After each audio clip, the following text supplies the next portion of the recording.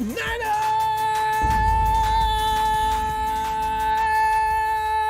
Actually, I should change that tonight. I'm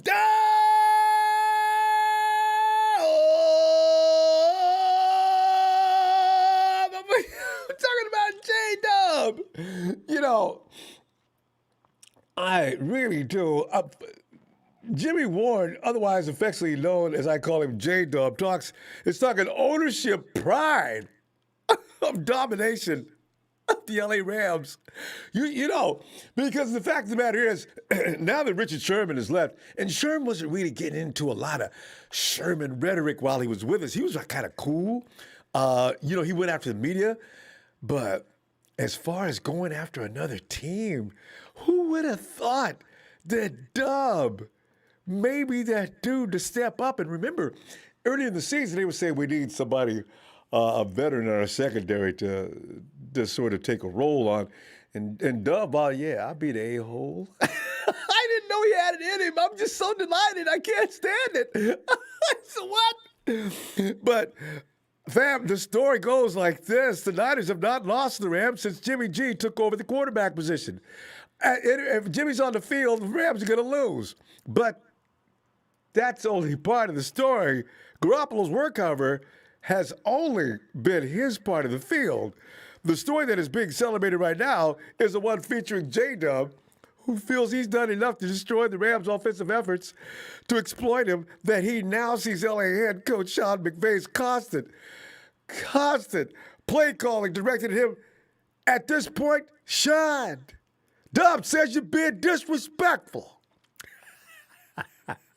Tonight we'll be going to the phones for your take on J-Dub's Richard Sherman-like bravado towards the Rams. What? I loved it. And like you, I watched that interview with Grant and Jimmy. I was delighted because I just didn't know I don't know. We never heard Dub talk so much. He doesn't get, when he gets interviews, usually polite interviews with some of the other 49er personnel and people like that. But now we know Dub really well. Let's get into what was said. Interview with Grant Cohn, as I mentioned, has got everybody involved in the Niner empire chuckling. Dub has been a consistent, productive playmaker in the secondary for years now. Dude had trouble staying in the lineup for much of that time, but has started at least 13 games in each of the last two seasons, establishing himself as one of the better free safeties in the NFL, which is one of the reasons the Niners handed J-Dub a 3-year contract extension last spring of 2020. And Dub also shows a passion for the 49ers as Dub turned down a bigger payday. I'm not sure. I can't remember exactly what it was. But it was reported that Dub turned down a bigger payday to come back to San Francisco. My dude. Meanwhile, Dub and the Niners defense has held the advantage over the Rams the previous two seasons, winning all 4 contests and successfully shutting down Sean McVay's play-action scheme. But despite the 49ers playing well against the Rams, Dub feels McVay continues to target specifically him. See, it becomes a personal thing like that. When you look up, and you notice that every time you look up, but he coming at me. Oh, no, they ain't coming. They coming at me. You know, pretty soon, boy, I'm going to teach him, though. I mean, that's the way a DB thinks, you know. J-Dub told SI's Grant Cohn, as you know, during that interview, quote, "What's with their coach? Does he have the big head or something? I don't want to say he has the big head because I think he's a hell of a coach, but what does he have against me? Like, what does he have against me to make him go at me every game and lose?" Unquote. Blame Sherm. I'm blaming Sherm for this insolence. What is wrong with J-Dub? His mama didn't raise him like this. Dub! What is going on with you, man? But the Niners, now veteran secondary leader, has every right to talk this way. He really does, fam. J-Dub has a history of success against the Rams, posting some of his best PFF scores throughout his career against McVay's offense. Ward continued to press his street cred by saying, quote, "If you look at my track record, it's like, damn, this bleep dominated against them. I just wish I knew what offensive coordinators think of me. I wonder if they're like, oh, yeah, we're going to go at this guy. He doesn't cover as well, doesn't tackle. I don't think they say that. I just, unquote, I don't think they say that. I just would like to know. No, that is a quote. I don't think they say that. I just would like to know, unquote. Fam, I want to thank Sean McVay myself for being stubborn and hard-headed. You see, it's always a bad idea to antagonize an opposing player and provide for that bulletin board material. And for J-Dub, McVay and the Rams have done just that. J-Dub, who was clearly getting pumped up and seething with emotion, if you noticed, at this point in that interview, went on to say, quote, I know McVay's going to try to go at me this year. I've been talking a lot of bleep. I'm pretty sure it's going to get him, so we'll see. I'll get more balls thrown to me, so I'll get more action. So if I can get back up what I'm talking, so if I can back up what I'm talking about now, in this whole off season, hopefully I'll get paid more money. More money, more money, more money. Say, it's nothing wrong with being motivated by the cash. So, I just want I just Dub to continue to kick ass. J-Dub J-Dub baiting the hook, trolling the waters of L.A. in hopes to get paid. I love it. Tell me, fam, here's the thing tonight. Has Dub made you believe that he will be laying in wait like a trapdoor spider, waiting for the Rams? Honestly, if I was McVay, and I know he probably won't, I'd be a little concerned about knowing how motivated I've got that player out there. If I make the slightest mistake, he's liable to be all over my ass because he's a little more fired up for this game than a player normally would be. Do you also believe, as Dub says, Stafford is no big deal? He will be throwing to the same receivers. I hadn't even thought about that. So good call on your part, Dub. It goes on to say, I'm thinking also, if you had to bet, who would you bet on? McVay and Stafford and the Rams catch crew? Or J-Dub?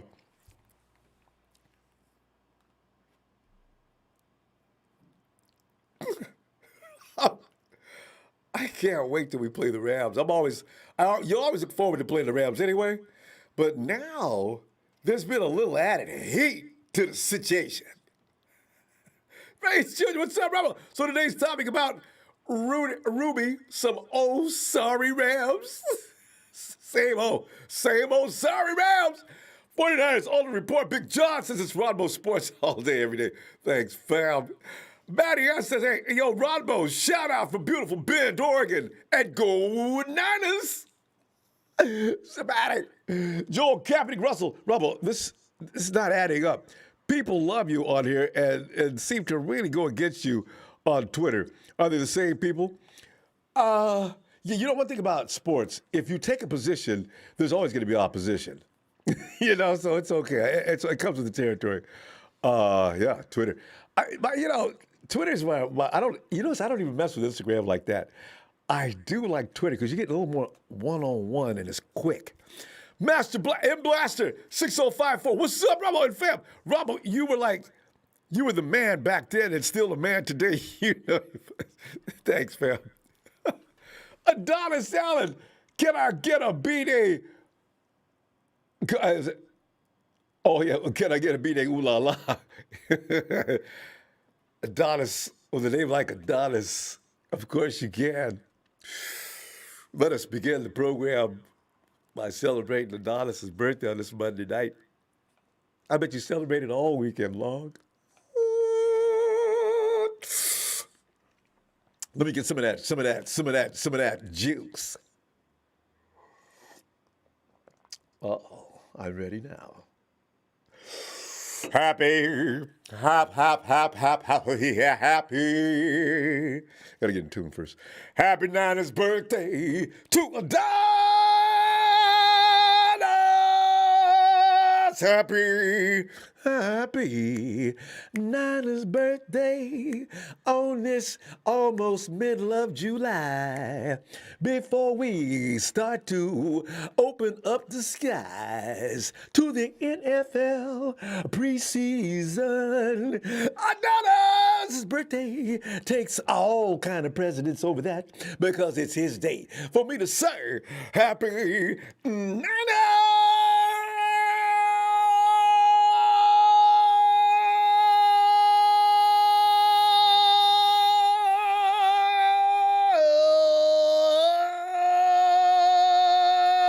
Birthday to my dude, the Donnas. Happy birthday, fam. Ah, man. Oh, man. Fable JP just got through killing a wasp nest, man. Ooh. Hey, there's one insect out there that scares me. It's them. 49ers Ultimate Report, man. Come on in here, man. I'll tell you. John. John. Ronbo. John. John, it's Monday night. Monday's always good for, if you're going to find some comedy relief, get it on Monday night, right? And J-Dub going publicly and loud at the Rams, it's just so heartwarming. You know what I mean? He's got to back that up. But in the meantime, he's been backing it up for a while now. And John, McVay didn't seem to get it. Is Jub out of line, or should he go ahead and speak his mind? You know, like, one thing I really like is when players are honest and, you know, don't read a script. And, you know, I saw, you know, I'm going to be completely honest. I saw that, you know, Jimmie Ward with Grant Cohen interview. And one thing that I was very happy that Jimmie Ward said, because I have the same sentiments, is that he called Grant out. He says, every time you post negative things, you know, about me, he wants to prove Grant wrong. And that's one thing that, you know, Jimmie Ward, you know, and he was saying during the entire interview, he says, I'm being real. I'm not going to, you know, sugarcoat things. And he was being honest. And, you know, that's the reason why, you know, I'm not worried about the Rams. I'm probably like one of the very few small percents of 49er fans that, you know, if he's saying that, he thinks that Matthew Stafford, you know, isn't as good as, you know, everyone is hyping him up because he's now with the Rams. It's true because, you know, Jimmie Ward, he's been in the league for so many years. You know, he's played against the Lions, you know, many times. And, you know, he knows the style of, you know, Matthew Stafford. And, you know, also I read, you know, an article where he was saying that, you know, when McVay tries to attack him, you know, he knows what, you know, McVay's going to be doing. So, you know, it's very rich and, you know, very, you know, great to hear an athlete speak his mind and say, you know, what he feels is the truth, you know. And that's one thing that, you know, so many athletes are very, you know, quiet, you know, respectful. They give you the media answer. But unfortunately, you know, that's why, you know, I give a hard time to a lot of the football players with the 49ers when they say, you know, all the scripted stuff. Same thing with Kyle Shanahan when he's very cryptic and hard to understand what he's trying to say. The same thing with John Lynch, you know. But like I said, I like the interview. I'm not going to lie. I liked it. Players don't go by scripts, and they're not worried about public perception. They just talk about what they feel. It gets them into trouble sometimes, but most of the time, for us, from where we sit, John, it's good because we know it's genuine. We know he meant what he said. He's not an actor. He's not a politician. He's a football player. So you know what? He has a right to speak his mind. Oh, I love it. Yes. So like out of the very few things, you know, that I watched, you know, like that was a really good, you know, interview. And I encourage people to watch the whole thing. I know it's over an hour long, but it's worth it though.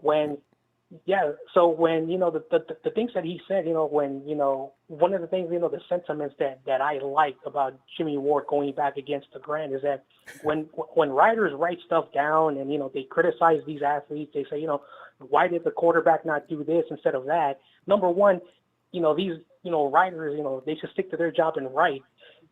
They don't know what goes on that football field when it's live action. Things change. It's hard to read your first route. The same thing, Jimmie Ward said, of course he's going to get burned. Sometimes he's going to have interceptions. Sometimes he's going to make a really great play. But when the players don't do, what we want to see, we are all on them. And it's a reminder. It's a reminder how hard we are as fans with this team. And if you're not a player, if you've never put, the pad, the helmet, et cetera, it's not as easy as you think playing football. And, that's why I laugh at Grant every time he says that he knows more about what goes in that locker room because he's been working there for a long time. So it's fun to have an athlete check someone like him and remind them, I'm the athlete. You're just the writer. Great point. Great point. Things change on that field in a heartbeat. You got to be quick to make a decision. You got the best players in the world out there. Things are not as easy as some fans think, including writers. Yeah, I say this on my channel all the time. Those who follow me, those who know me, I put those pads on. I put that helmet on. It's not, very easy for you to, how you see, how the helmets, are configured, the practice styles and all that stuff, playing, with that thing on, with the heat. And I wasn't a really good athlete when it came to football. I played baseball mostly in high school, but even the practices, you were tired, you were sweating, you had cuts, you had bruises. Coaches yelling at you and screaming at you, suck it up, let's go. Take another lap if you guys are tired. What? It's madness. That's why there's been legislation to get coaches to ease up a little bit during high school ranks. It's crazy. People don't understand. It's war. Yeah. Well, Ronbo, I'm going to cut it short. Thanks for having me on as always. I'm going to let all the other callers call in, talk to you. It's always a good talking to you as always. John, I look forward to your calls, man. Thanks again. You know what? I'll be back. We're back midweek. See what develops. It's kind of quiet on the 49ers. Was it quiet before the dawn? We got 20 days, 10, 15. No, we're down to 2 weeks more, John. Yeah. All right, John. Talk to you later. All right, Ronbo, and just like always, Niners all day, all the time. Yeah. Hey, Marion. What's up, man? What's up, Ron? How you doing? Oh, man, doing fine, man. I'm so proud of my boy Dub. Man, one thing I always loved on the teams I like somebody to talk trash. You know what I mean? One of the reasons why I love the WWE so much is that's all they do is talk trash. They kind of cut it back a little bit, but I love trash talking. I should try when I was in high school, but I was only so. But you watch some of the pros, even in basketball, same thing. There's guys who just are really gifted when it comes to talking stuff. Dub got on a publication that everybody can watch, and McVay watched it, Marion. He watched it, and he's sitting back here. Okay, he's putting his foot in it now, isn't he? I'm gonna, boy. You know how competitive everybody is. McVay's gonna come after Dub. Yeah, he's gonna come after him. He's probably gonna have bounties if he can not get caught. On receivers who do a number on Dub, you get paid extra that day. Yeah, he gonna come in here talking to me like that? Marion, what are you expecting in 2021 from the Rams and Dub? Well, to be honest with you now, Matt Stafford has never beat the 49ers for one. So we have had his number. But I've seen Matt Stafford make some hell of throws now. He never was in the right situation. So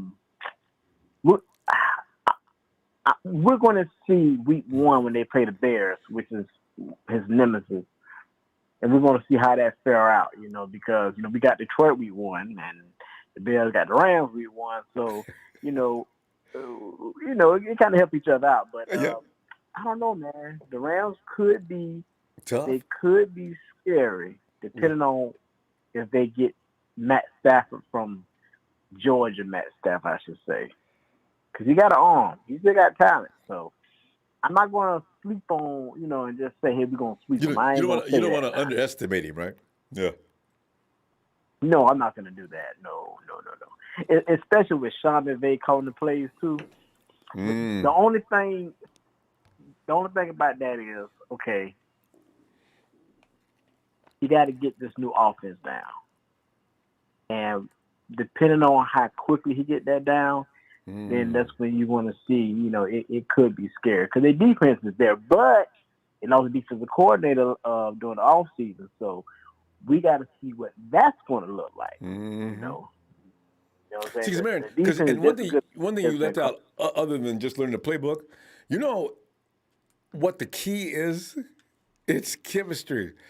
Stafford doesn't know those people that he's throwing to. He just met them recently. They've got to get it all together in a month. That's it. Because Sean McVay run a time and offense. So we just got to see how that's going to play out. Now, don't get me wrong. He's a vet. He played in numerous of different types of systems. He's not a system quarterback like Aaron Rodgers, Tom Brady, Peyton Manning. Because they got how many coaches they had in Detroit? That's a good point. Because he's been there for a long time. Right. So yeah, he went through all kind of coaches. I mean, hell. He probably had 20 different coordinators. It's Detroit. So, but right. Of course he has. It's Detroit. So hey, it's like Alex Smith had to go through all them OCs because we couldn't whoop nobody. Back in the day. Yeah. So I'm not gonna sleep on Sean McVay or the Rams. Because to be honest with you, we got to get our stuff together first. Last time I checked, we was fourth in the division. So we're going to have to stay healthy, and we're going to have to beat our division before we. Even though we swept the Rams last year, we have to be humble within ourselves. And the year before, we still got beat by Seattle twice. Yep. So we're gonna see, and this ain't no cupcake schedule. So, you don't think so? But for the most part, it's not hardcore.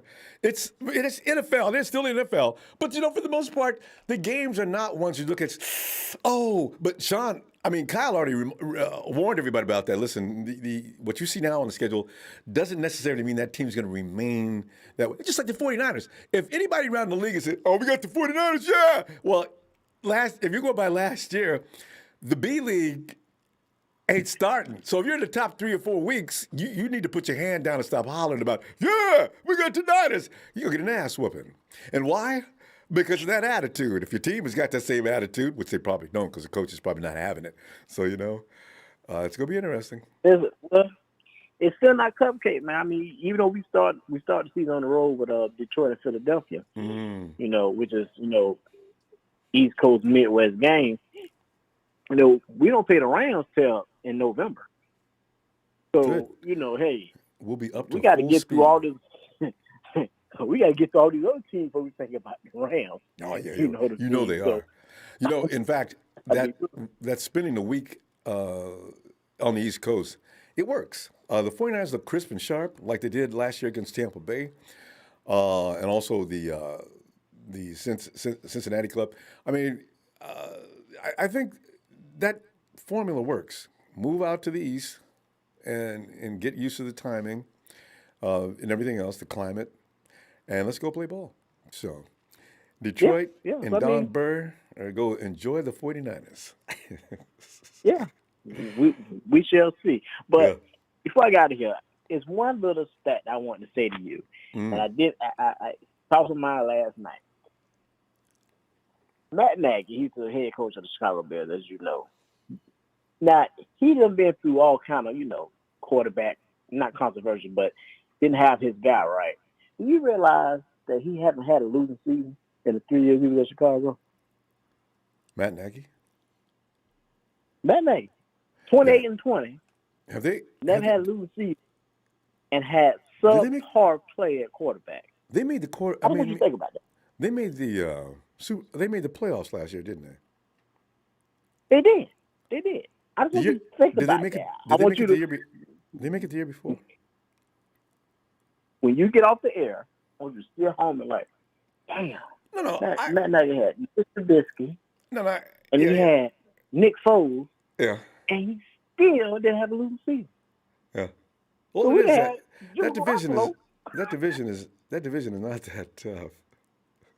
If it was in the NFC West, he wouldn't be talking that way, or you wouldn't be talking about that. Uh, Yeah, well, I'm just stating the fact that their offense has been subpar. You know what I but how mean? good is So that defense? I'm just saying, defense is just as good as the offense if the defense get off the field. You know, so if the offense is subpar, defense is always tired. You know what I mean? So just sit and think as we go into this season with Garoppolo. And also, I want to point out one more thing. Do you realize that what's the quarterback we drafted? Man, my mind is going blank. Trey and Trey. Jimmy? Do you realize he only played one season in college? I just want you to think about this stuff now. I want you to think about this. I've already thought about it a lot Think about today. this now. Yeah. So Blaine Gabbert and Mr. Biscuit played 1 year in college, and look how that turned out. So just think about that. Have a good night. Yeah, I know it's kind of scary. Huh? We'll be okay. It is kind of scary. All right, Marion. We got to pray. I know. Have a good night, man. You too, fam. Oh, God. All right, man. Night, Marion. Hey. Is it D. I love I don't know why. There's certain names I love to play with. Dion is the other one. D. What's going on, Ronbo? D, man, I'm loving me some Dub because we got to do it's like gonna be a lightning rod for controversy all season long because now every time and Grant is laying in wait. Grant's gonna say, "All right, Jimmy came in and he basically called me an asshole, did he?" And we laughed about that, but I'm not amused. And if he messes up this year, I'm waiting. I know Grant. Oh, I know he's thinking that way. He was smiling and laughing. But, Jimmy called him out a few times as he said, no, I just want, when you say things like that, my thing is to come on out and I'm trying to understand why you would say that. And I'm going to challenge myself and see if I can stop you from talking like this. I said, look at Dom.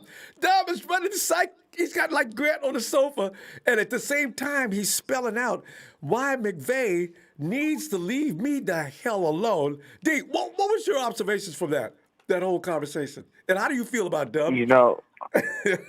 I honestly didn't even get a chance to watch that interview yet. I intended to, but I did not get around to it. But I am 100% sure that Dub went in. I did see a couple of quotes from it. The number one being basically why does Sean McVay keep trying me? Yeah. And I was like, oh, okay. So he's basically saying that, you tried me and you failed. So, I mean, as much as we all on this channel know that Kyle makes Sean McVay his bitch every year, that's... Recently. You could say that. You could say, little brother. He sons him for the people on the East Coast. Whatever you want to call it, man. He's still a little. He's a chump.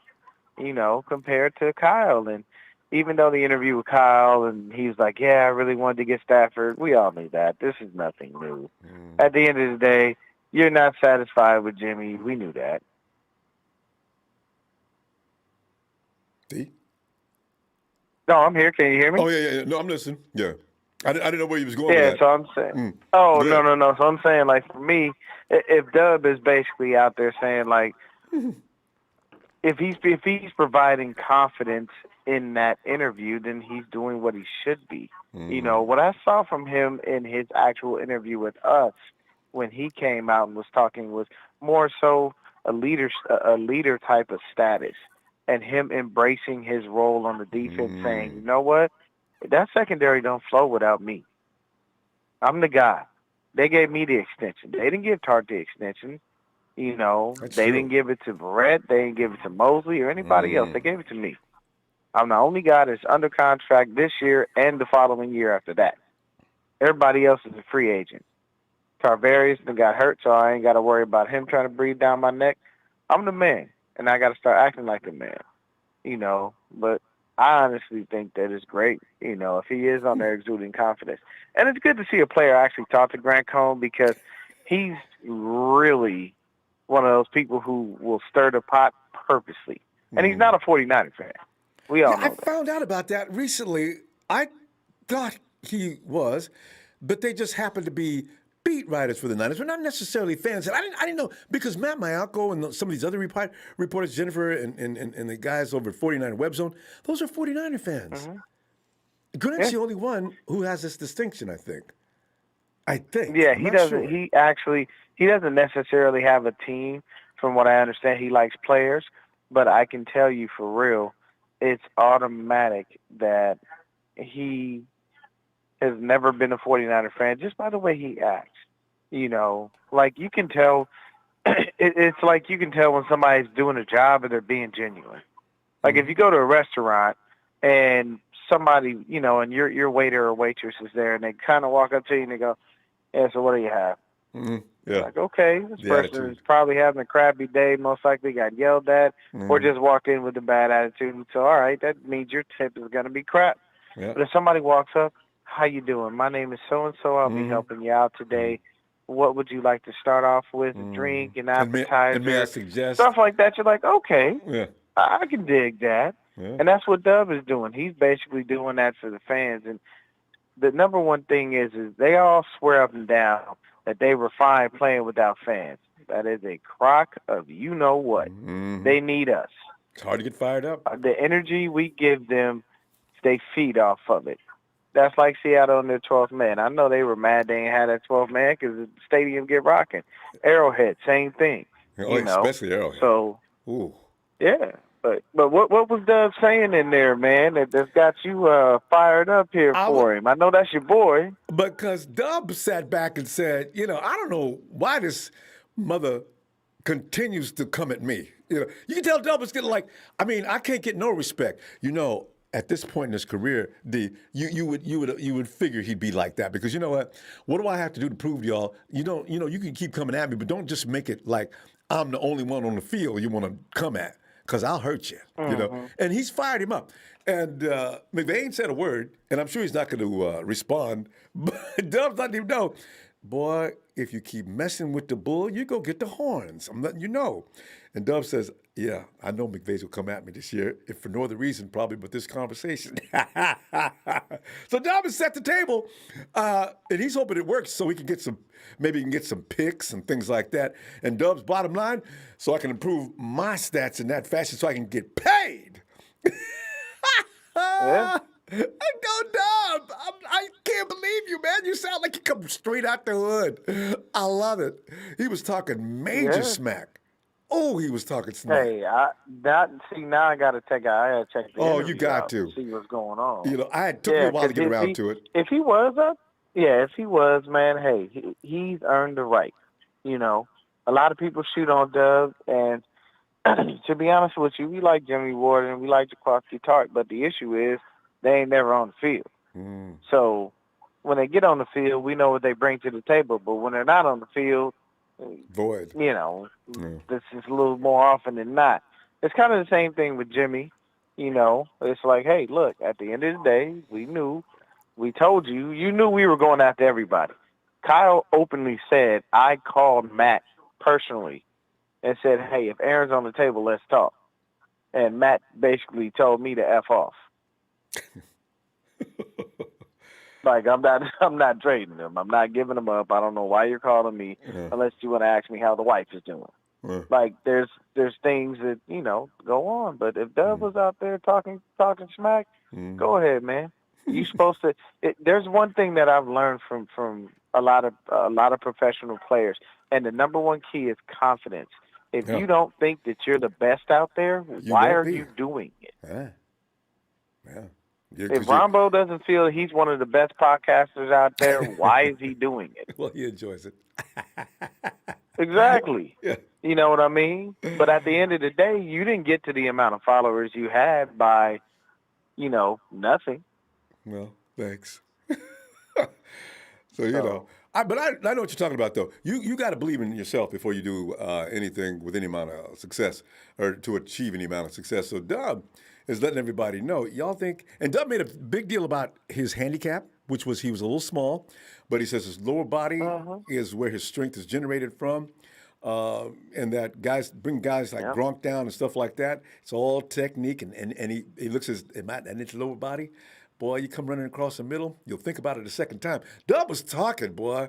I was laughing. I said, listen to Dub. Oh, my goodness. I just didn't know he had it in him, D. I was like, wow. Who knew? Kind of a quiet fella before now. Yeah. Yeah, I mean, hey, I like it. I like the confidence. We need it. And we got to go into this season basically with our heads held very high. You know what I'm saying? Grabbing our, grabbing our, as we men do, grabbing certain things. And, It's like, what was that boxer that almost killed Sugar Ray Leonard in that first bout? Roberto Duran. Oh, yeah. You grab that area and shaking at everybody. D, production's hollering at me. We don't had our fun. Let me see you midweek. Yeah. All right, brother. You have yourself a good evening.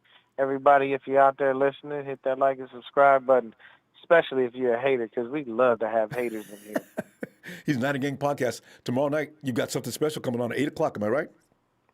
Yes, sir. Yes, sir. Yes. Niner Gang Podcast. Look for D, 8 p.m. D, love you, man. We'll see you tomorrow then. Come on over and check you out. Love you back, brother. Have a good evening. You too. Night, D. Here he goes.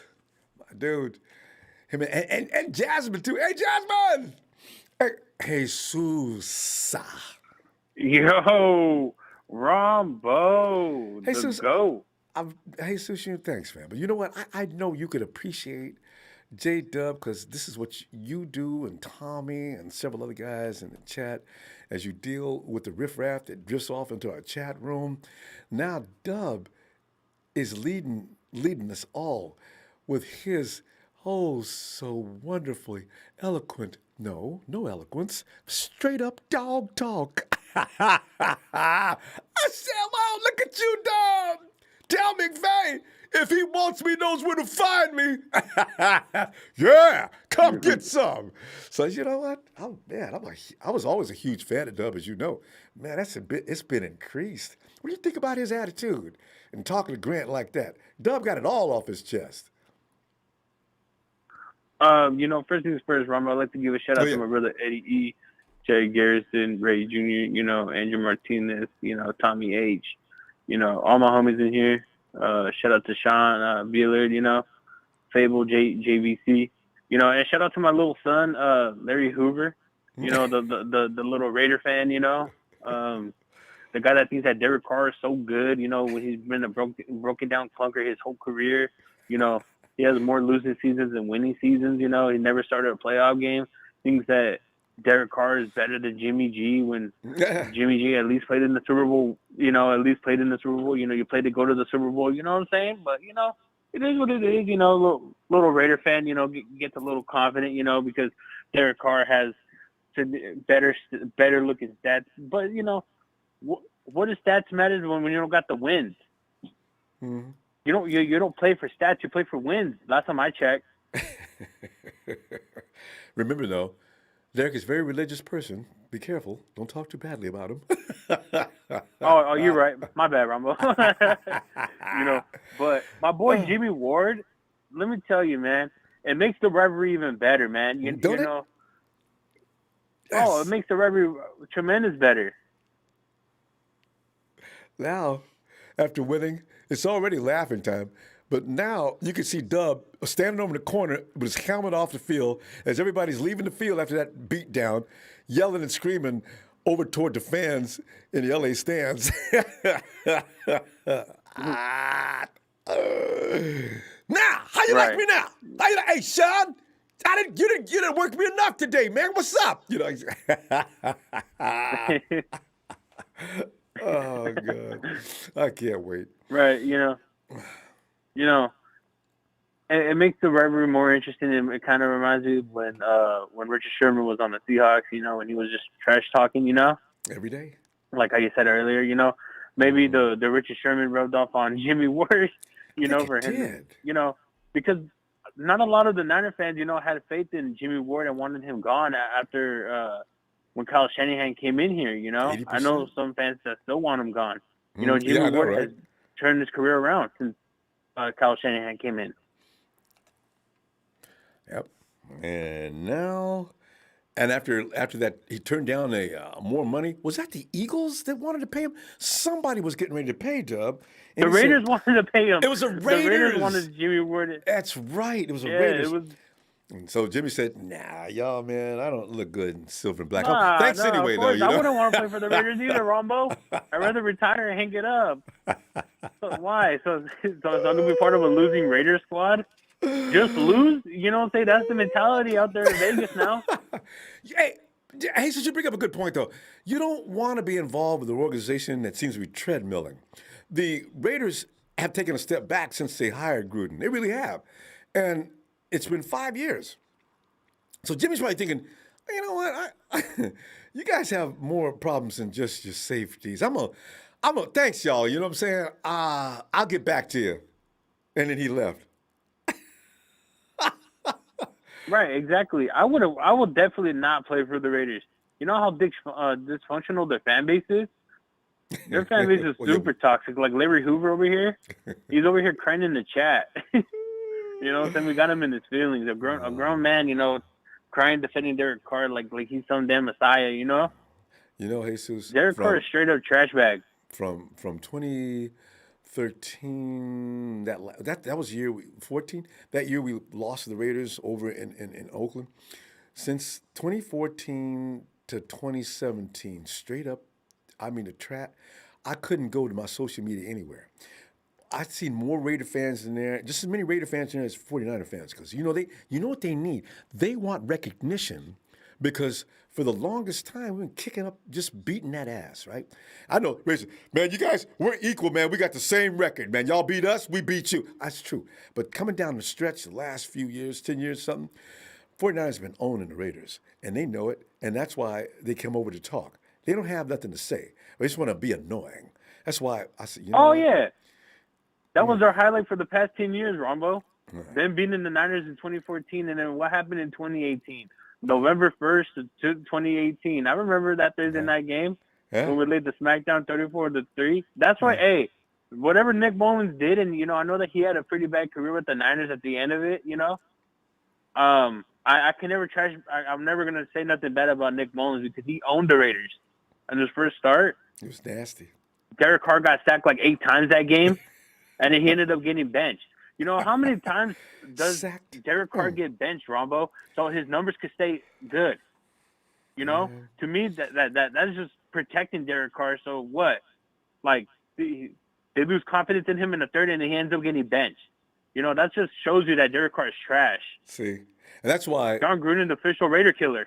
That's why people always talk. This happens, and now everybody thinks Gruden hates Derek Carr, but he's still over there. So these are the things that teams go through, and I don't know. The Raiders could have got Stafford. There's a bit Dalton. They could have got any number of these people. So it's always mysterious as to, is the media telling the truth, or what's going on really? So So Stafford's going to be given another.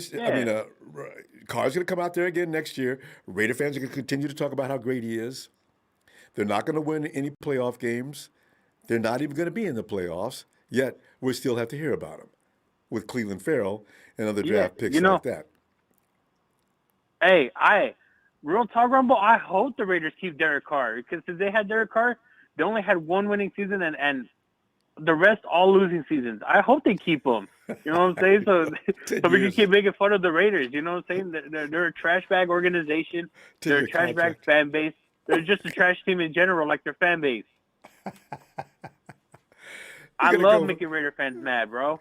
Because they get so salty and they cry. I love it. They hate on the Niners so much, Ronbo. I love it. I know. Larry Hoover's in there calling you now, and it's nothing nice.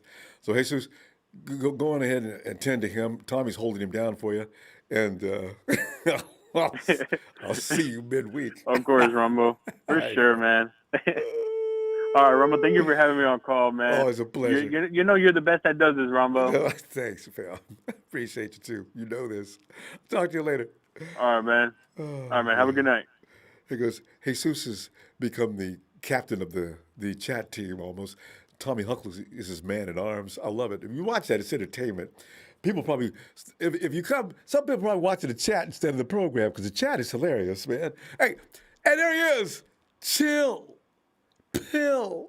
Phil. Hey, Ronbo.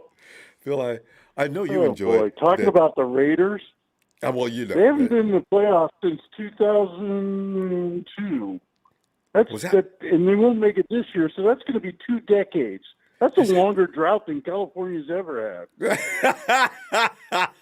Hey, Phil, I thought that year that Derek Carr broke his leg. Oh, no, that was with the last coach that they fired before they hired Gruden. Yeah. What was his name? But anyway, yeah, Oh, that was 2002? Has it been that long? Yeah, that was the last time they made the playoffs. Yeah. That's a dry spell. Well, So Larry Hoover needs to go and pull the manhole cover over his head and crawl back into his hole. You know, I want to talk about J-Dub. yes, please. If I recall, a couple years ago, you caught a lot of grief Oh, supporting buckets of J-Dub. it. Buckets. And now you're like a proud papa. Phil, they said he couldn't play. I said, wait, let's not misconstrue absence with an inability to play football.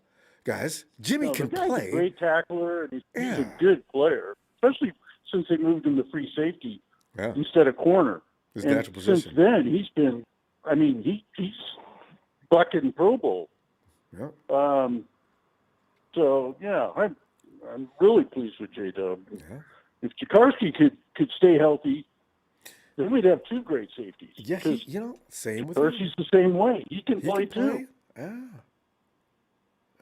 So, It's football. that's, And a lot of people don't accept I like that football you our get hurt. safeties if they stay on the field. Yeah. I'm a little concerned about corners, but you know what, Verrett, if he stays healthy, we're really good. Really good. And So- mostly might be a surprise, Phil. I think he's maturing into something. He's made every mistake you can make, No, and he's gonna learned be from a it. bulldog. Mosley's got grit, Yeah. and I think he's going to be fine too. I'm especially with Nick back. That's going to make the defensive backfield. Right?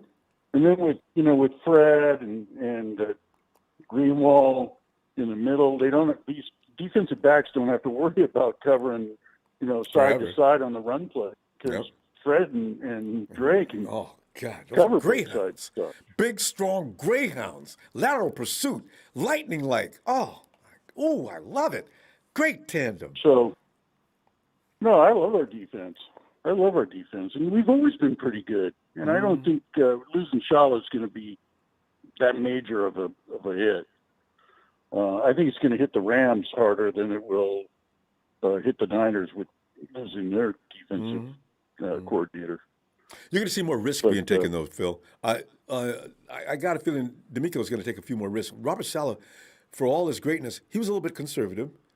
I don't see D'Amico being that way unless D'Amico's going to take a page directly out of Saleh's I book. think if they play Ibukam at the other outside linebacker, I think he's the guy that they can run blitzes with, and then you've got Kwan that can also blitz from the safety position or corner position. So You're going to see more of that, too. he's got some weapons there that he can go after the quarterback with. God, yes. As soon as you said Ibukam, now you could put him and Nick on the field at the same time. You post him up over there at the You at put the him at the strong side. linebacker slot, Linebacker spot, at the yeah. outside linebacker, and That you package, got Nick at the defensive end. Ooh, what a package. So yeah, I like our defense. Our defense can be really good. I like our offense too. I like our offensive line, and I think people are going to see with a great center and the guard position solidified and McGlinchey putting on some pounds. I think. Phil, well, you know what, Phil, what are you going to say fun. in a few weeks if indeed McGlinchey's play does improve dramatically, and if you're like me, you can say, Mike, you know what? You need to be fined for last year's weight loss. You're an offensive line. What the hell were you doing? Joe retired. Yeah. You didn't need to become a vegan. What? Whoa! That was just. I know. Oh, man. But, I know Joe's this guy. If he's got a few extra pounds now, I think, guys aren't going to be able to run through him. I think also having a good guard next to him, either Brunskill or Banks, Yeah, both are talented. they're going to help shore up that pass protection. So, And the run. and the run. Mm. And the run. And you know what happens when that run game is working, don't you, Phil? Everything in Shanahan's offensive system works and works well. Well, that's why we beat the Rams, because we just run the ball, and Aaron Donald isn't as good a run defender as he is a pass defender. So, and it takes Ramsey out of the game too. So Yes. we run against the Rams. Yes. So Yeah. That's just. and it also takes the Packers. We killed the Packers with our run game. So those are a couple teams that are in our competition for division and playoffs. Mm-hmm. So this is why when people don't appreciate that, I always think, you know what? It's about strategy and winning games. It's not about, well, how come Garoppolo's not throwing the ball? Well, because we're beating this team to death on the dirt. You use we're those getting strategies. 7 yards working. to carry. That's why.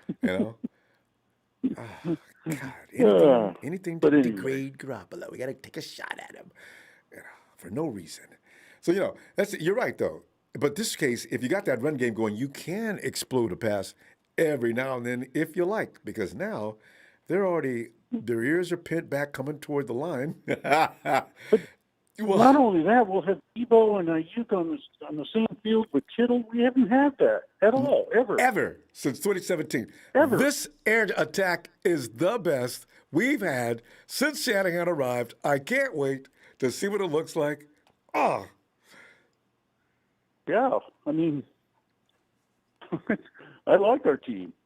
I'm really bullish on our team. Oh, it's easy to like. So, 10 wins. That's our floor. all right, That's our Ronbo. floor. Yeah, Yeah. So. Let's strap them on. Go for it. Yes. Hail to J-Dub. Phil, I'll see you midweek. Always appreciate when you check in. All right. All right, Ronbo. Night, Phil. Take care. You too. Bye. Bye. And Mr. Buckeye's 22, we should add to our D-line. I want that dominance so it can help my linebackers and cornerbacks. That quarterback pressure is a must. Hurd looked good? Question mark. Josh Gordon was a rumor. I know, right? I don't know about Hurd because they're keeping that much on the down low. Vegas odds on Gordon have to be already in place as to whether commissioner sees. I can see the commissioner now sitting there. Yeah, send him in. Who? Are you serious? No. Tell him I'm not. Oh, hey, Josh, come on in. Have a seat. I mean, the commish has got to be tired of Gordon trying to reinstate himself in the NFL. I'd say, listen, Josh, here's the thing. How many weeks are you going to give me before I got to call you back in here and say we got to let you go again? Are you going to be serious with me? Because I'm starting to look silly.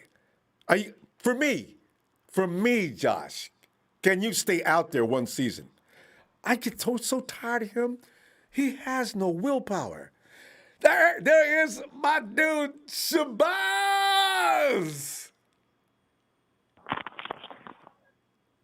Ronbo. Shabazz, man, we ain't had. I'm trying to count, and I know you've been paying attention to 49ers as close as I have.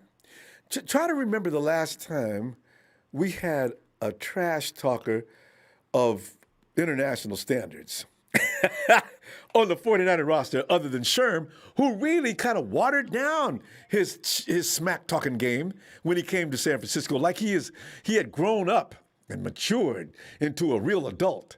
But now, Dub got on a publication and sat back and said, man, that mofo ain't got no respect for me. That when he comes down for me again, look at Dub. Gonna make them pay, Ronbo. Last legitimate trash talker we had that backed all the crap up he talked It's prime time, baby. Like Oh, see, prime time. Prime Yes. time told him what he was gonna do to him, and he did it to him. before the He game. told the Falcons. Yeah. Remember when he got into the fight with Andre Rison, and remember the game where he got the interception and he taunted the Falcons going down the sideline as he was going to That score. dance. So, yeah, that's the last time that we had a legitimate, bona fide, everything he talked, he backed up trash talk. It was prime time. But see, Shabazz, you know what that means, don't you? Because I'm still mad at him about that, but he was just a rental. I mean, Dion was nothing but a prostitute during those days. Wherever the money was is where he was Right. going. He had no allegiance. He didn't love nobody. No, He would go wherever he he's going to get didn't. He paid. didn't. When he went to the Cowboys, I was mad as hell.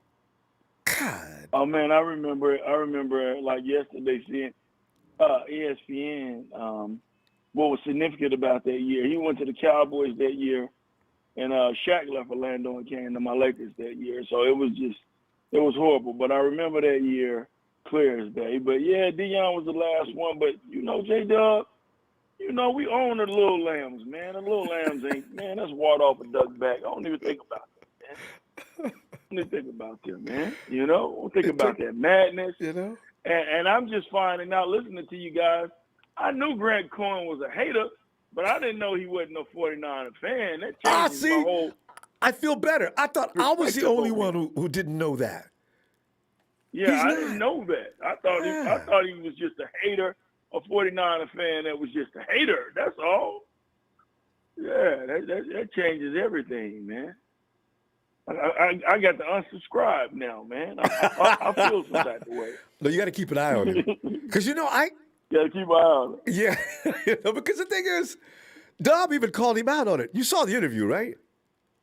Yeah, I saw the interview. But Yeah, I was laughing because Dub says, Ronbo, yeah. Grant opened the conversation, opened that up by saying, yeah, I down through the years, I've had some things bad. Yeah, I know. And I always wondered why you did that. And but I just looked at it as a challenge. Like, he gonna talk about me like this, so I need to up my game or something. Dub was he was suave. That's why they call him Nico Suave.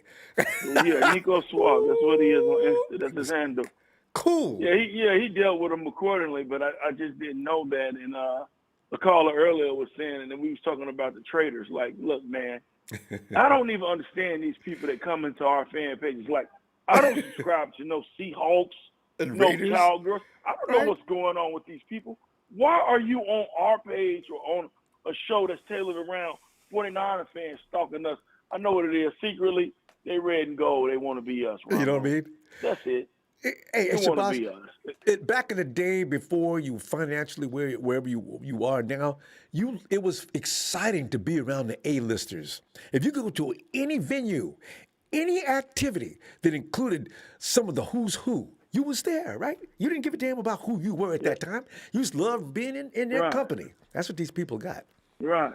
That's what they got. I see it. And as far as the traders, you know what I named them, Ronbo. Y'all forgot I told you this a couple years ago. We call them the mistake by the bay that we sent away. I got to remember that. Enjoy Las Vegas. That's right. Just type it, write it, remember it. The mistake by the bay that we sent away. And every time we send them away, they come back. Hopefully they'll come back. I know, right? I give them another 3 years. Yeah. Everything we done for that franchise, man. We sent them Jerry over there on loan. We sent Ronnie Lott over there. Everything we done for them. We sent Navarro Bowman over there. Yep. Most Alden recently. Smith over there. They're ungrateful, man. They know it. They know it, Ronbo. Good night, son. Say nine again. 9 again. All right. Hey, this is Go lay it and not down. again. Nine again. Yeah, but yeah, man. I mean, I don't know what's with them. I know that preseason game, Ronbo, we got them. I got the tickets up for sale, but I might give them away. I might give them away. If they don't sell close by the preseason time, I'll let you know. Maybe we can do something like we did the last time and just give them away to somebody for some Niner trivia, man. Because I tell you what, if Tommy Huxley and Jesus want to get together to go to that game, they need to come in to the game prepared. Oh no, we're playing Levi's, right? Yeah, we playing Levi. That's why I said I'll give Yeah, them away. you know- 'Cause I get my preseason tickets away No, all no, the time. I'm just saying, the thing is, I never went to the restroom during every Raider 49er game. I never went to the restroom because I know if the shit going down, that's where it's going to start. Sure enough, they got footage of that madness. Raider fans act like they ain't good sense. And they also think that the 49er people, they think we're a bunch of little punks. So they already come in with an attitude. Man, Ronbo, They they know better than that. It's sad to even think about it because you know why we stopped playing the last time? Because the candlestick, so Raider fans lost their lives playing games. And that's why Everybody the league forgot said that. 4 years, no more preseason games, guys. You guys are done. Yeah. God. Like, man, they with better those know people? better than that, man. We're not no chumps. We ain't gonna take nothing off them, man. They know that, man. They just a little sister that's angry that the big sister is pretty. You remember the first Coming to America. Why does she always get the good ones? They just upset with us, man. We give them my hand-me-downs and they don't appreciate us, man. That's all that is. Oh, God. I ain't thinking about them traitors, man. Ronbo, forget them. They're not important. The mistake by the bay. Hey, sis, there you go. That we sent away. Tommy, the mistake by the bay. We sent them on out of here and sent them to Vegas. Enjoy Vegas, sucker. We're going to wrap it up, Shabazz. I always appreciate you, fam. To you and the family, good night. And can't wait to see you again. Hey, I'll be back midweek. Okay, midweek I'm going to try and check in, especially if it's before the weekend, because I work primarily on the weekends, Ron. All right. So hey, let me know. The week I have some time to check in, man. All right, because keep me posted on them Raider tickets, because you got plenty of people that want to be at that game. Oh, yes. Okay, so if they don't sell, what we'll do, I'll let you know, because it's the second preseason game. The first one is the Chiefs game. Yep. And if they don't sell, I just want to do like some trivia between you and I. We come up with a question like the last time, and whoever answers so much correctly fun. in the chat, boom, we'll shoot them 2 free tickets. Got to. All right, fam. Appreciate you, Shabazz, so much. I'll talk to you in a minute. All right. Man, all right, Ronbo. Shout out to my people always in the South. My homegirl Nita, in Memphis, and my guy Lee in SoCal. They're my peoples all the time. So hey, we the Empire. Bang, bang, Niner gang, and shout out to you, Ronbo. Thanks, fam. Have a good night, Shabazz. All right. You too. This is always fun. Eric! What's up, Ronbo? Eric, man, we're just laughing at as you know, it's funny how this conversation is linking up to every fan base and team that we don't really appreciate. And the Raiders somehow, we're talking about the Rams, and somehow we're laying as much smack down on the Raiders as we are the Rams. And Seahawks, watch it, Hawks, watch it. And Eric, the thing is though, the conversation is about Dub, decided that McVay has shown him no respect. And why does he do that? And especially since some of Dub's best statistics have been against McVay's Rams. When will he learn? I echo Dub's sentiments because I'm trying to understand that myself. What does it take? How many times you have to get beat trying to go that direction? Eric, your feeling on that, is Dub completely out of line? Is he right on target? Should he expect all-out war from McVay? And has he done enough to shake McVay into getting beat because of the fact that anger is always not an advantage when you're in a fight? Eric, take it away. No, I completely respect Jimmie Ward for what he's saying. It's true. McVay was trying him during the Rams game that we played him in, where he was getting all those, I think he had a 3rd down stop, a 4th down stop. Mm-hmm. And I don't know. I don't have no idea why. Maybe it was Goff. I don't know. But someone was stupid for even trying Jimmie Ward. He says it himself that he's one of the best coverage players in all of football. Mm-hmm. He's specific. Even I think he said during that interview that even someone like Troy Polamalu and Ed Reed don't do what he does. and I think that they wouldn't talk to Eric Reed and Troy. Yeah, they wouldn't even talk to me. I asked for some help. Yeah. He's like, screw those guys. But go Yeah, ahead. but I like the confidence. I like the confidence that he's showing. I think he even said like he took some of it from Sherm. Sherm like showed him a little bit of having maybe Sherm was showing him some tape and was saying, hey, look how you're playing. It's not what anyone else is doing. Maybe Jimmy picked off on that, and he's like, holy crap, that is true. No one else is playing like me. I mean, as of right now, I would take Jimmie Ward over someone like Jamal Adams because he's coverage. Jimmie Ward could blitz. And he's a little more athletic, actually, than Jamal, now that you mention it. Exactly. And Jimmie Ward has the speed to keep up with some of the fastest guys in the NFL. I mean, that play against the Panthers when Christian McCaffrey got free and Jimmie Ward tracked him down, that shit was freaking. And nobody tracks down McCaffrey. I think he even had I think he had McCaffrey, kind of shocked, and I think Bosa shocked him too when Bosa went into coverage with McCaffrey. That was crazy. And Eric, remember that game? I think it was the Chiefs. I'm not sure, but Kwaski T got in the way as Dub was just about to put the grab on somebody that was really fast, and Dub was tracking him from wherever he came from and caught up. But that cannot be Tyreek Hill, because that means Dub's speed is beyond what we even know. But yeah. And I was listening to what Phil was saying, and I mean, Phil's the GOAT. Every time that Phil comes in here, it's everything he says is just straight facts. I don't understand what's with that guy. It's just everything he says is just facts. But Phil's the old he was saying something like, the defense. He's right. The defense is perfectly fine. The defense is really good. The secondary, Brett obviously has to stay healthy, but everyone has to stay healthy. But the secondary, I think, is really good. Brett, I think, is better than Sherman at this point in his career. Emmanuel Mosley I think he's better than he was in 2019, so that's a plus. Kwan Williams is really good in the slot.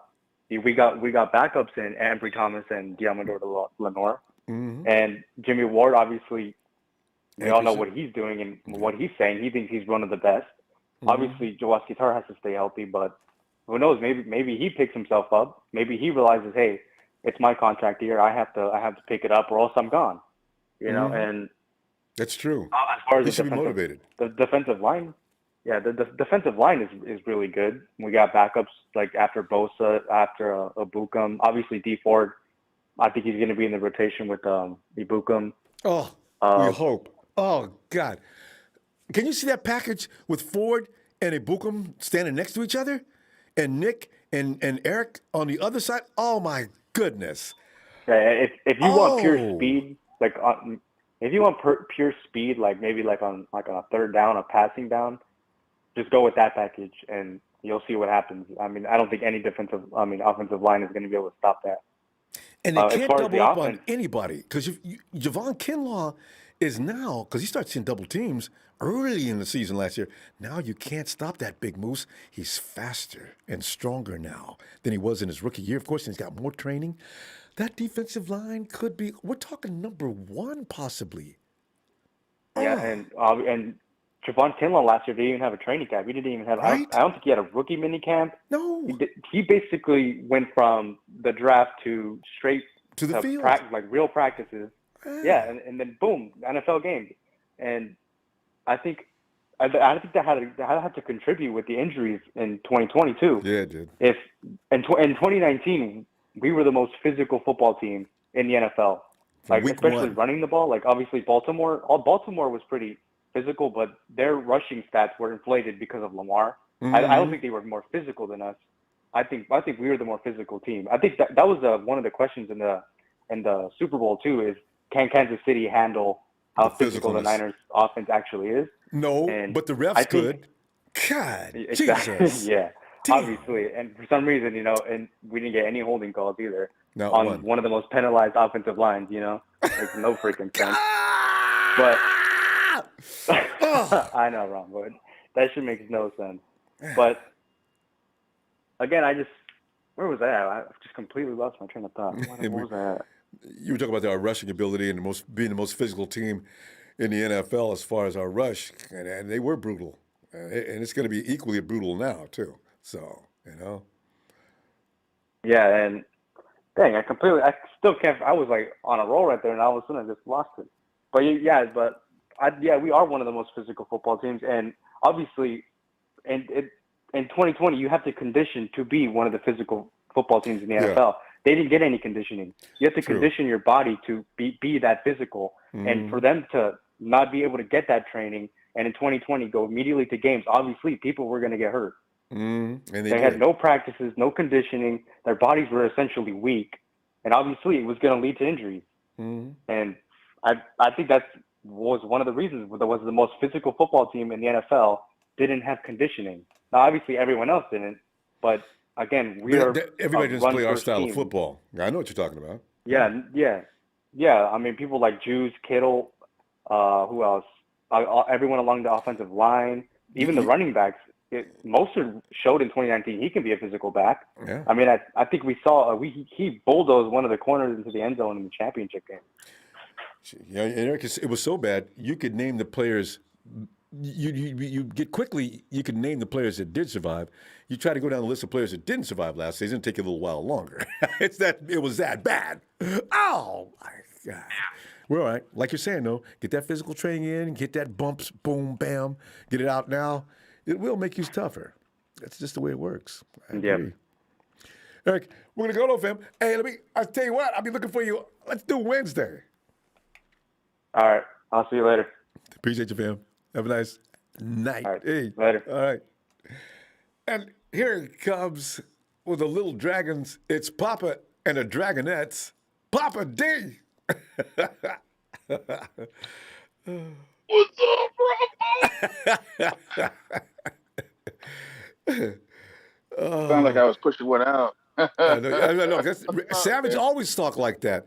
I mean, it's like Randy. Like before the show, Randy doesn't do his morning ritual. Not all of it. He saves it for when he gets ready to go up to the mic, and then he's all tight and can't talk. He's got to move because even Savage's legs. What was his legs doing when he's standing there talking? That was weird. He was like his whole body would tense up, and his knees would be bent, kind of on his toes, right? And pointing with the pinky finger. And elbow bent, not extended, but the elbow bent pointing. Randy, man, you're making everybody uncomfortable, but it's hilarious. No, hilarious. That was beyond entertainment. Beyond entertainment. Oh. But Papa, what's going on?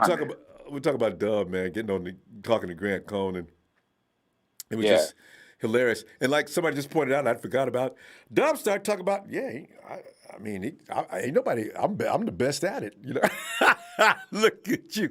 Dub, you've been hanging around Sherm long enough to turn into Sherm. Boy, I'm loving it. He's got to back it up, though, because McVay's laying. Oh, can you see McVay if he should get one on Jim? Yeah, let him remember that. I did that there, buddy. Well, I mean, I think the beautiful thing about talking to players is listening to them talk about other players. The coaches is one thing, but really it's all about the players when it's on the field, so. And you can tell the honesty real quick. It's true. Yeah. I mean, that's whenever I get a chance to personally talk to players, or when I get a chance to listen to player interviews, you kind of want to hear what they got to say about other players. And a couple things stood out to me. One, obviously, we'll talk about the Rams for just a hot second. Obviously, he was right. He was like, hey, they got a top 10 quarterback, but he hasn't won anything. They got rid of a guy who was in the Super Bowl. So, and don't leave out the part where he's throwing to the same people. I love that part because I didn't even thought about that. Yeah. He's throwing to the same people that were there. So you got to understand that, your confidence is everything on the field. And you're going to be more confident the more success you have. But there's always going to be that doubt in your head if you haven't done it yet. So, if you've been in the league as long as Stafford, 10 years, and you haven't won a playoff game, that's a glass ceiling that he's got to break. And that's all I got to say about that. And if you think he's going to come to the NFC West and break that glass ceiling his first season here, he's probably wrong. This is just the reality. I think number two. And not only the 49ers, he got some pain coming from every team in the division, So that's what I'm saying. That's what I'm saying. I mean, right now, the overall advantage in our division is the Seahawks because of Russell Wilson. right? Mm-hmm. But we're gonna, everyone's gonna catch up to them. Everyone's gonna play him tough, et cetera, and so forth. Russell's biggest weakness is his offensive line, which is why the Rams typically beat him.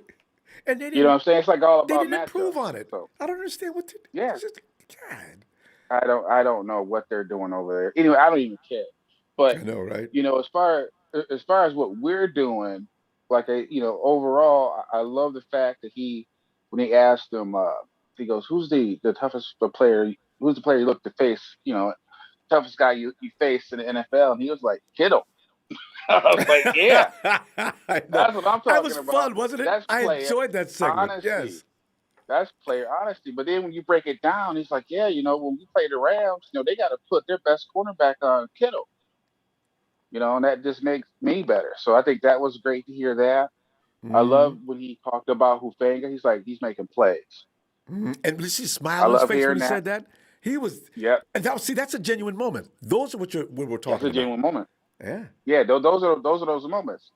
Who else did he talk about on the team? He talked about Tart, but it wasn't a glowing thing. It was more so, obviously, we all know that Tart's a really good athlete, Mm. and that's his buddy. But there was nothing like how he said about Hufanga. You know what I mean? But Papa, but do you remember that one part though? Didn't Grant say, "Yeah, well, we're told that you guys are like an old married couple out there. Is that true?" You know Yes. what? It's a familiarity. I think Jimmy expects what you see in Tart. Jimmy ain't surprised because he's been doing that for years. It's like he said back in high school. Yeah. We met each other because he was like a big dude. And, guys being big and strong was a thing. Because I was like 100. Jimmy, what did he say? 160 pounds? 169. They thought he was a kicker. They thought he was a kicker.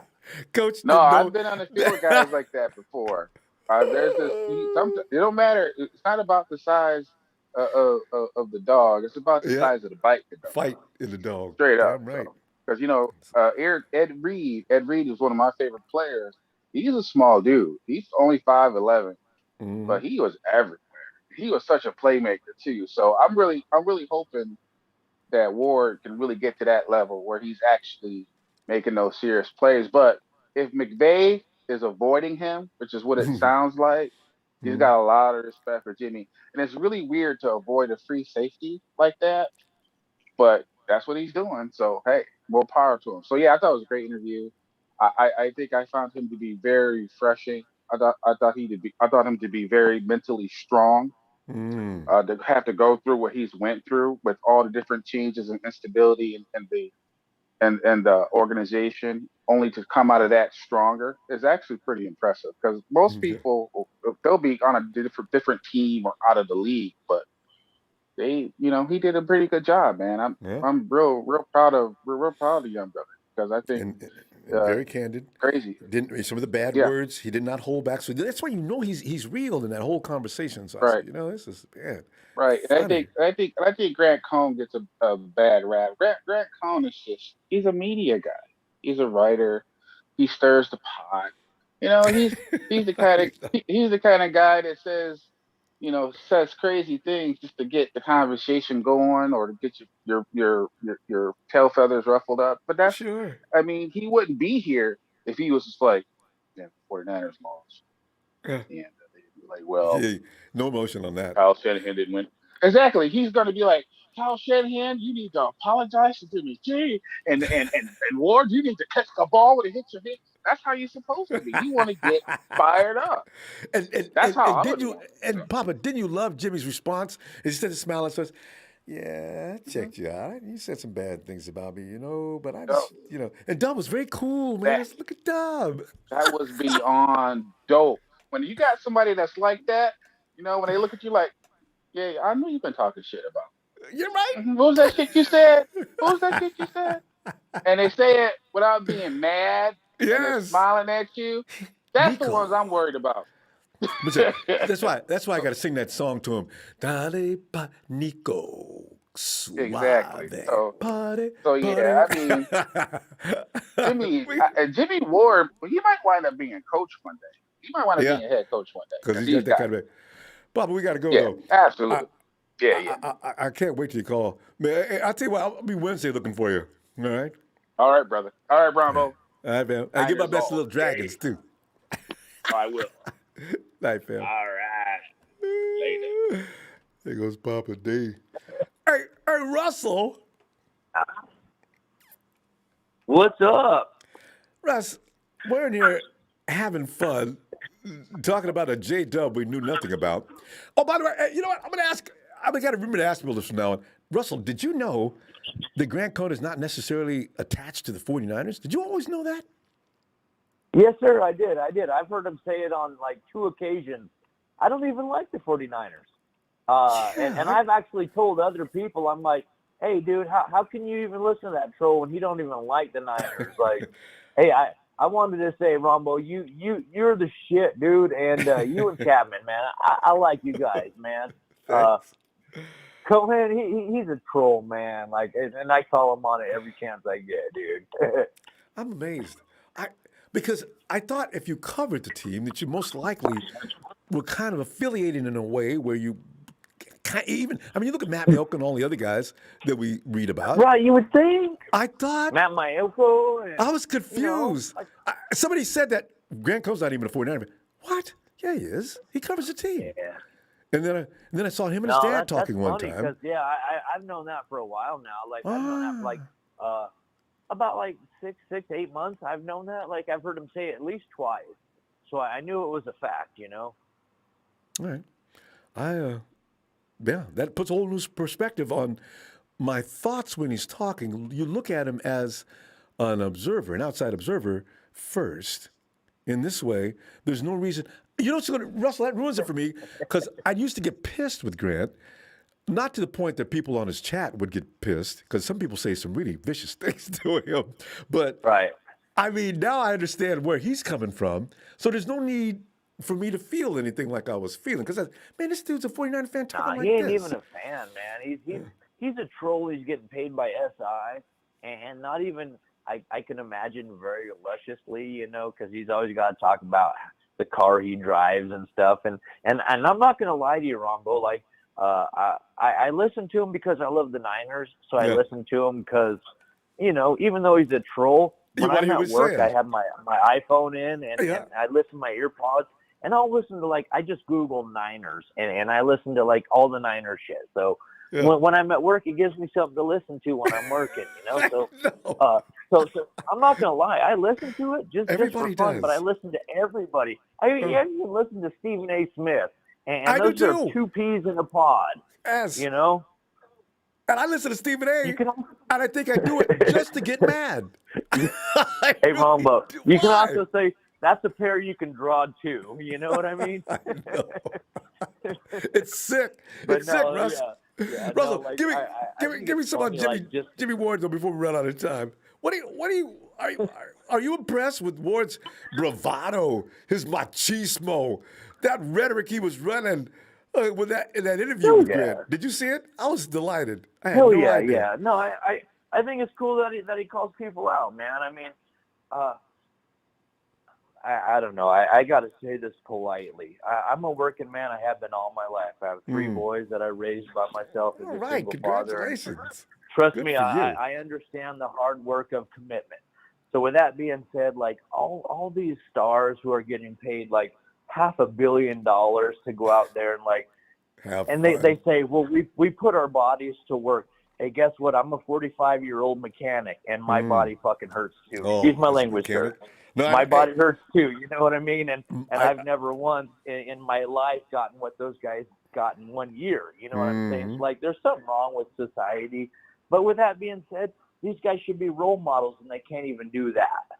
So, you know, some of them can, some of them can't. I have to say. But you know, I love it when you say mechanic because, you know, I used to get a kick out of my uncle.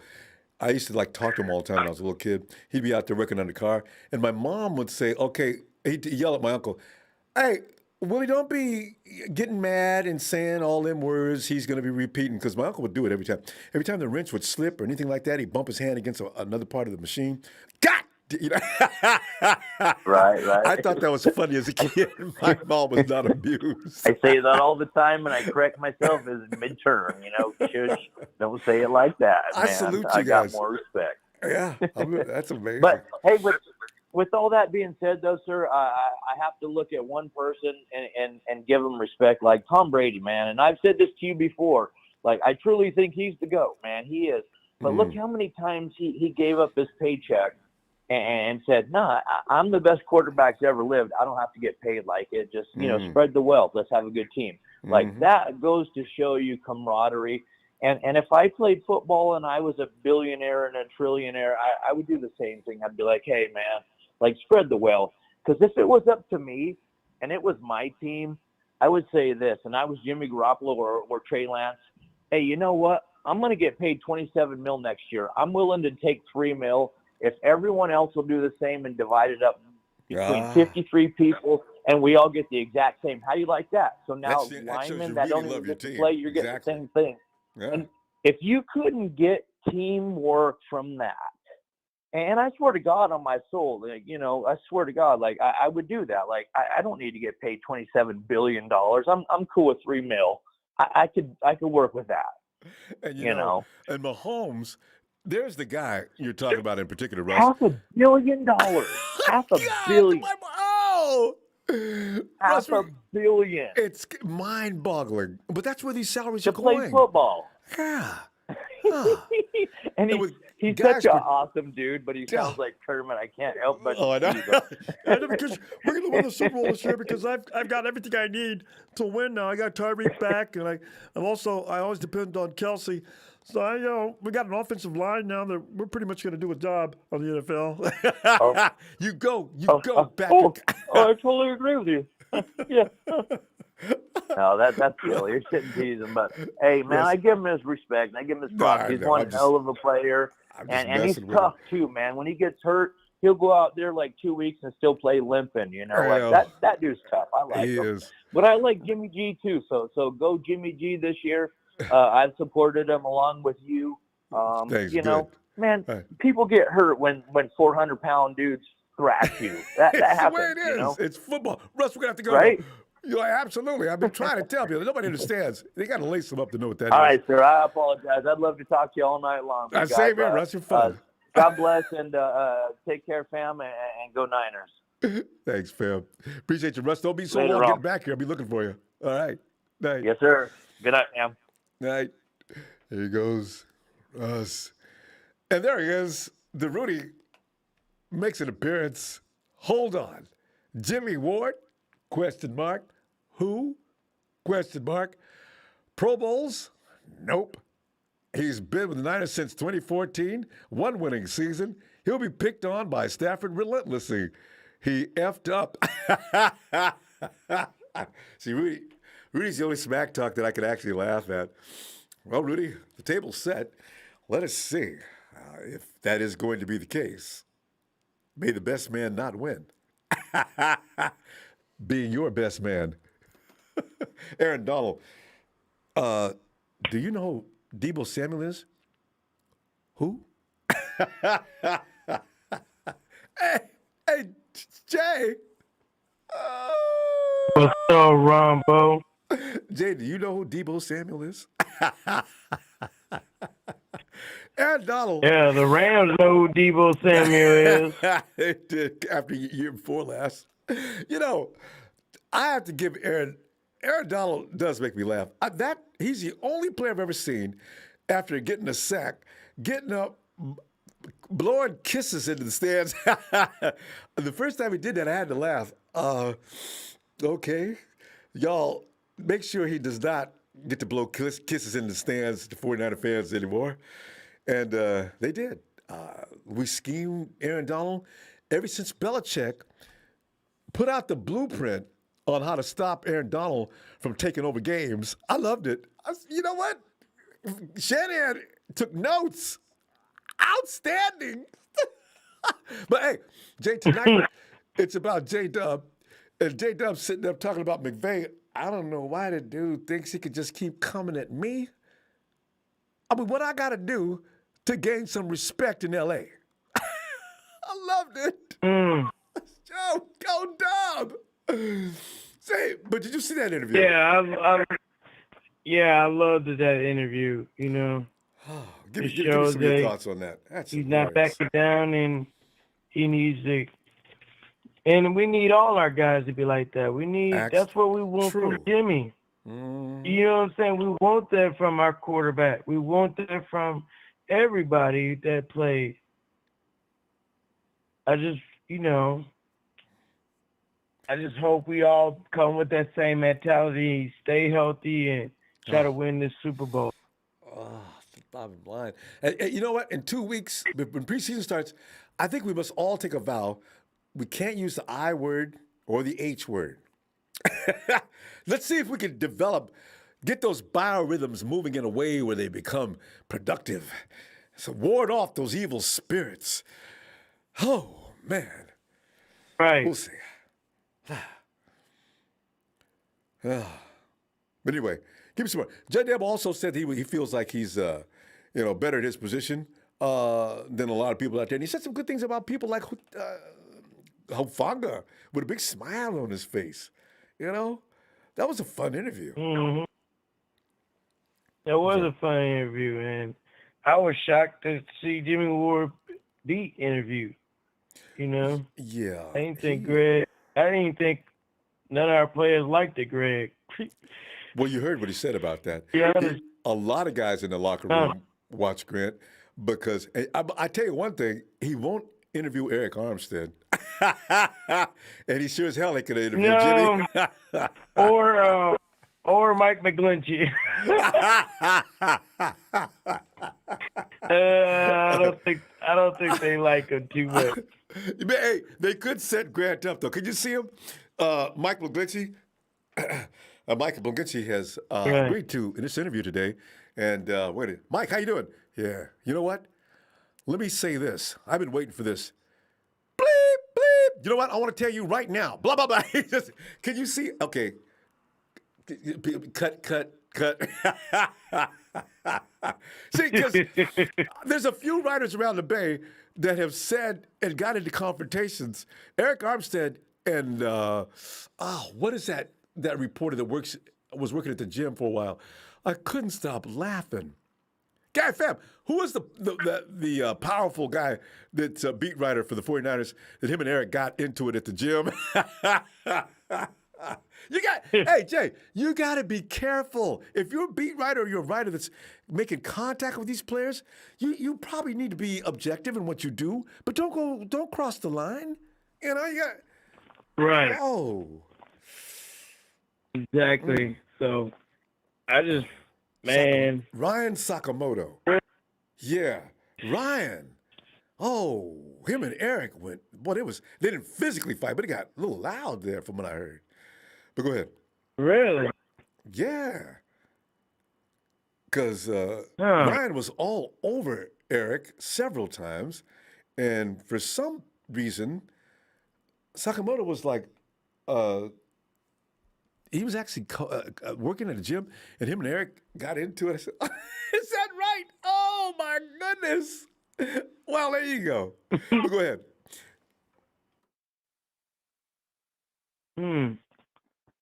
That's weird, because I didn't think What's they have it in him, to be honest with you. Armstead.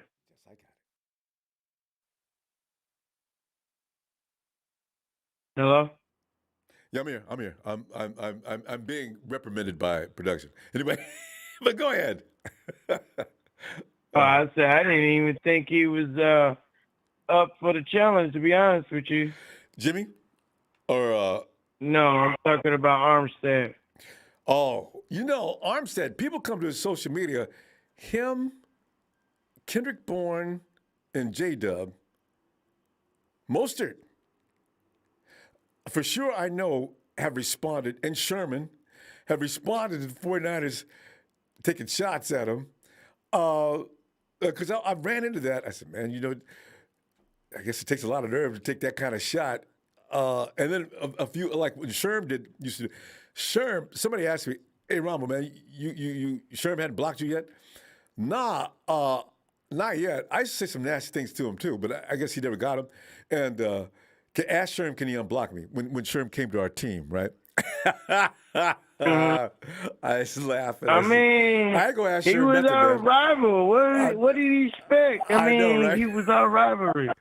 And and we had to, even though we had to back up Crabtree, you know what I'm saying? Because he talked greasy about Crabtree, we had to back up our players, you know what I'm saying? And he got to understand that. He should. If I have to pick out the most hated players on opposing teams, Sherman would have to be in the top 5.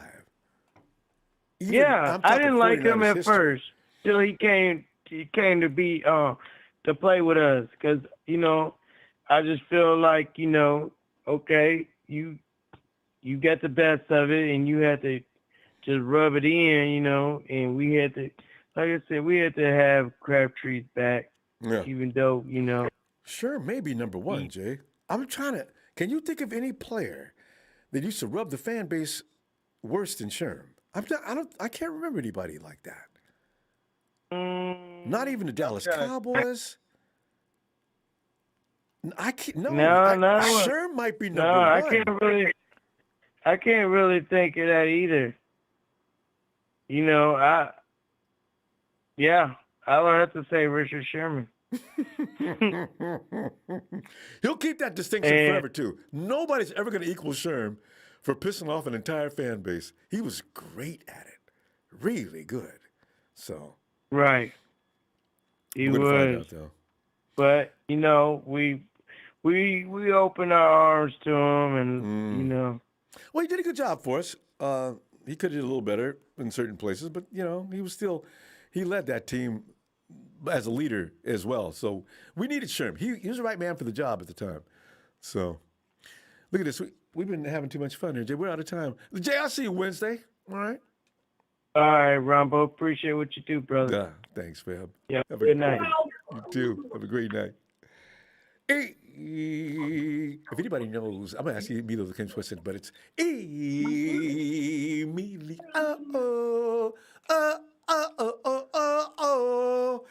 Emilio.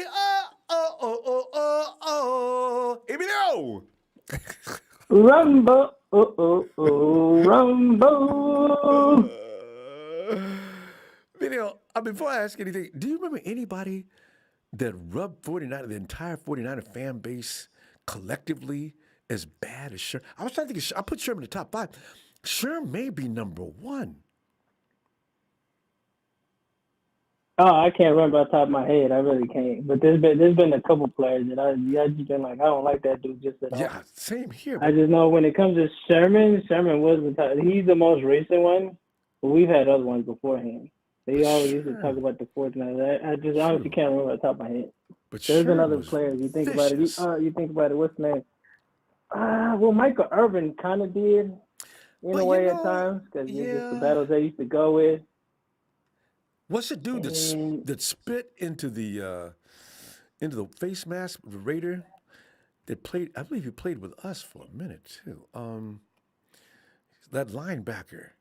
Although he talks trash within the last few years more than he ever did when he played. Though he's a Raider broadcaster. Oh man, what is that dude's name? Anyway, yeah, Sherman, boy, he still may be number 1 though, because. Sherman, if you think about it, it's more you got to really break it down and think about it, guys. I would have to really just look it up or think, because as far as I know, he's the most recent one, because just the years we've been through with him, and the whole Harbaugh years and the Cap years, so that's most recent. So I can't think of one as of now. I mean, if you go back in the 90s, I know there was one early 2000 when T.O. was around. There was another guy, but I was going to say, you remember Bill Romanowski? Yeah. Romanowski got vicious. You know what? Matter of fact, he was one too. I hated him when he went to the Raiders. He was horrible. He was bad. He used to talk bad about the Niners. I don't know why. Him knowing he won the Super Bowl rings with the Niners, I don't understand that either. I didn't get that at all. So, I was like, dude, if it wasn't for the Niners, you would have never had a ring. That's the truth. And his ungratefulness was what spurned all his. But Emilio, Jimmy was on Grant Cohn and he just let it all go.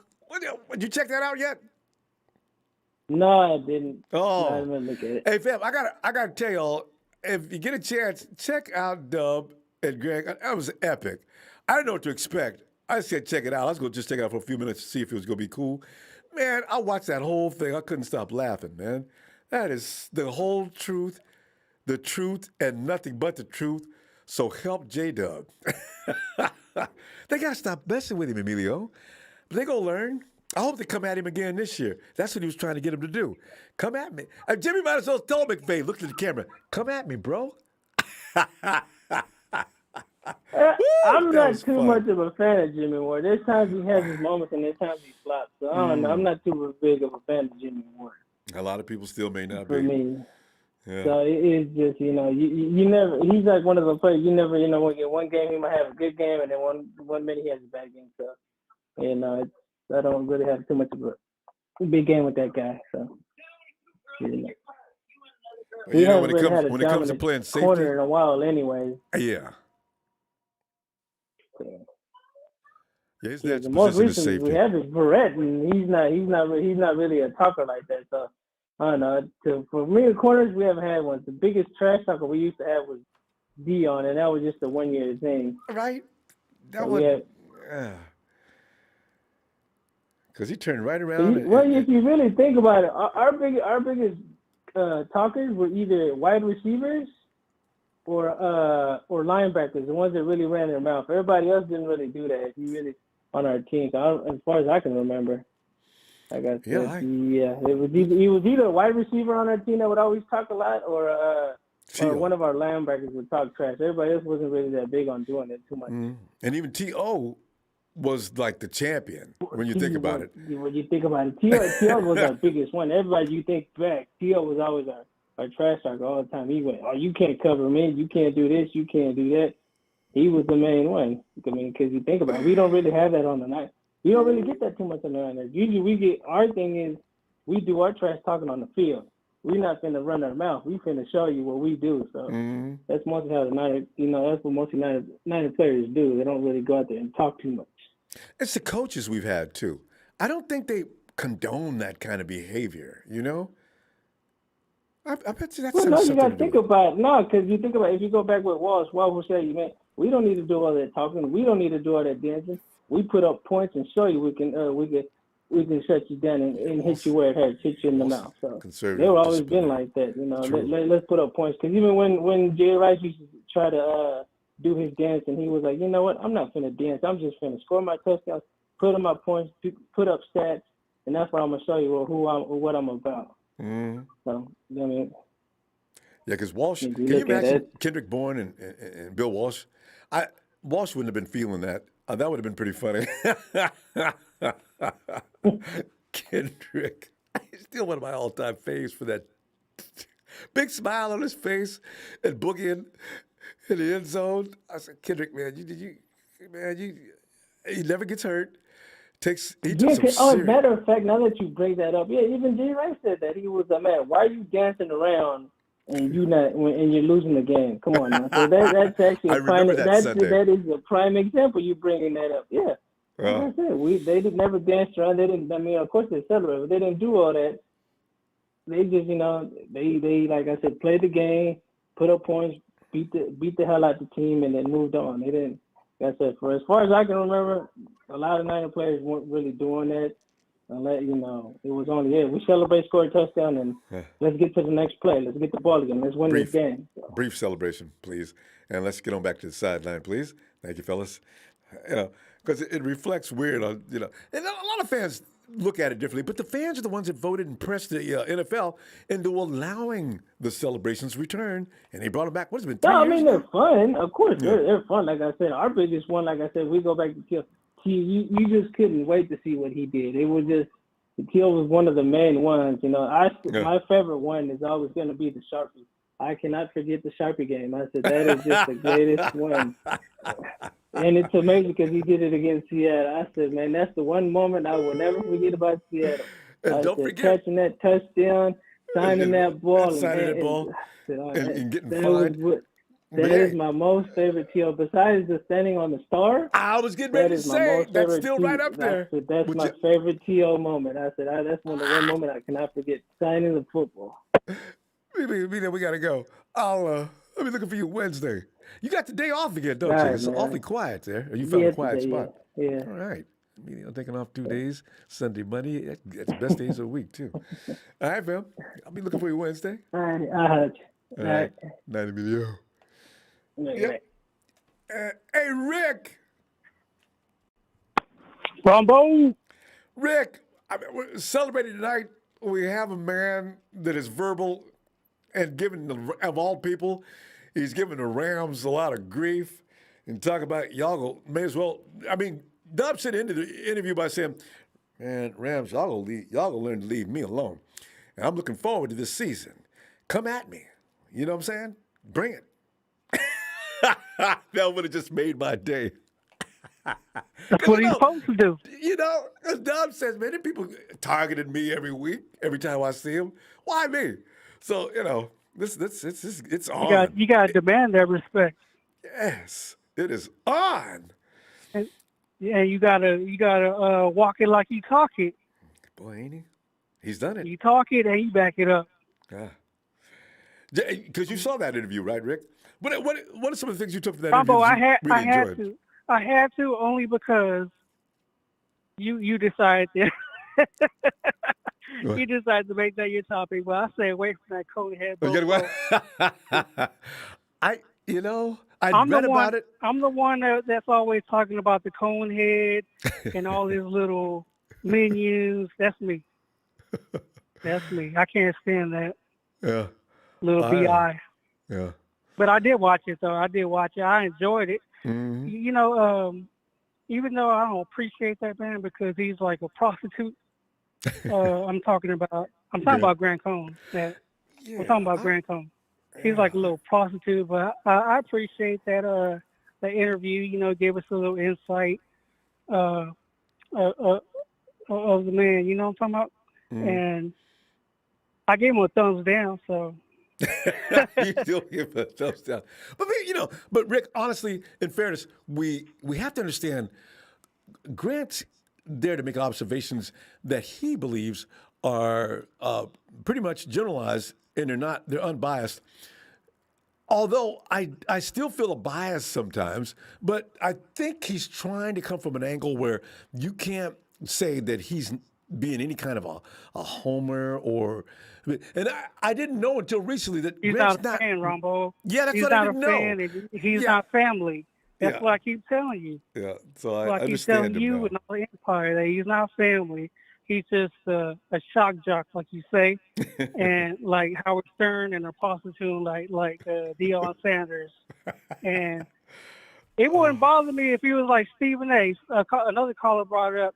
It wouldn't bother me if he was like Stephen A. and just did it for the hell of it. But he got 49ers all over his page. He's making money off the brand. He's going to talk stuff about my players and my coach. And I can't appreciate nobody like that. I ain't got no love for nobody like that, especially if they're not family or fan. So him and his little pappy, they can all kiss my ass. And his little cone head followers. But anyway. Yeah, man, I enjoyed it, though. That was a good interview, man. It just goes to show you, Ronbo, if you are true to the game, he shows us glimpses of what he can do for the faithful instead of, he could be doing so much more besides all that damn hating for money, and he only talked that shit because it's been a COVID year and he ain't got to be face to face with Big Mike McGlinchey and Jimmy G, Coach, and George Kittle. He can talk that shit because he's Skyping. You know what I'm saying? But as soon as it comes to it's OTAs, he'll get real civilized real quick because that's what they do. You know how it is, Ronbo. Yeah, you see someone talk all that stuff, and then you catch them, and then they're like, all friendly. But you know what, Rick? I do appreciate though that if I go and read everybody else, it seems like they left something out. And then you go over to Grant and read what he said. Then you realize, okay, it's hard to make up that. It must have really happened. He doesn't really exaggerate. He maybe he puts things in terms which he could pump the brake on a little bit. Proper. But you get it. You get an idea of what happened a little better from him actually. So I give him credit for that. But you know what? Yeah, it's a different perspective, but it's Yeah. just, I can't stand him. He can go to hell. But anyway, that goes for anybody who talks shit about my team and my coach and my starters and my backups, my third strings and all that. 'Cause that's how it is. But It's the empire, baby. He brought it out of J-Dub though, and I really appreciate it, giving J-Dub that chance. And what did to J-Dub fully- say? Keep on hating, Yeah. right? He said, "Well, you know what? Did he say that? Grant He helped said him. He did. But you know what? Grant helped him, motivated him. And we don't know how he helps a lot of players because some players don't get mad. They get even. Because if you say something bad about me, all right, I'm going to see if I can give you something better to talk about next time because now my whole agenda would be to make a lie out of him. But look, That's tough. Ronbo, where I'm coming from, right? You remember Big Mike, right? Yeah, McGlinchey. of course. Yeah. Mike, he let that stuff, that negative stuff Get to him. and affect him. You know what I'm saying? And everybody's not built like that, Ronbo. Everybody's not built like that. And I got mad props for Big Mike because he takes his craft seriously and he took that very, very harshly and it affected him in a negative way. So since it affected him in a negative way, I'm like, the hell with him, Grant Cohn. Yeah. So he can, that's just how I feel. Well, we're not going to lose him any time, Rick. He's going to be with us this year too. Rick, we got to go though, fam. Let me see you. All right. Let me see you Wednesday. All Love right. talking to you. Hey, everybody hit them likes. Hit them likes. Hit them likes. Thanks, fam. I appreciate you too. Have a great All night. right, good looking out, Ron. Thanks, Later. fam. Night, Rick. Oh, good. Let us go check out. Hey, is it? Right here. Is it? Hey, it's Tony from Atlanta. Or should I say, Tony's actually not from Atlanta, but he is indeed a Falcon fan. Hey, Tony. Ronbo, the best man in the business regarding football. How are you, sir? Thanks, Tony. We're sitting there and enjoying. You probably know about Grant Cohn because I wonder how many fan bases actually do know about. You know about Grant. You know Grant Cohn? I've heard of the name, yes. Okay, because Grant is very famous for some of the things he says and does, and he had Jimmie Ward on the show. But I want to hear from you first. You know that guy you talked about that got called on being a little perverted as to whatever it was. What was his name? The linebacker? Barcavius Mingo. Yeah, Mingo said they lied on him. What's going on with that now? I don't know. I know on one of my chats tonight they were saying that Mingo's lawyers and Mingo is mad at the Falcons for letting him go. I don't know if it's true, if it's fabricated, but according to what I know, it was like a sting operation. This has been going on since January, February. Oh, it's a sting operation. Uh-oh. That means they got lots of hours involved in that charge. Uh-oh. Yeah, until we get more facts, but, this is business. The Falcons got to protect their interests. Yeah, that's a PR thing. You get people out in front of the stadium marching and complaining that the Falcons support whatever he did wrong, and you got a problem. That's true. Remember Michael Vick with the dogs? We don't want that again. It was the same thing. Man, people were pissed off. Yep. Hey, Ronbo, I got to tell you, I'm enjoying your chat, man. Larry Hoover's getting ate up. The Raider fans. He likes They're that. tearing them apart. And, Texas boy, too. Texas boy, Ronbo, I got you on my computer, which is a different everything, and I got you on my phone.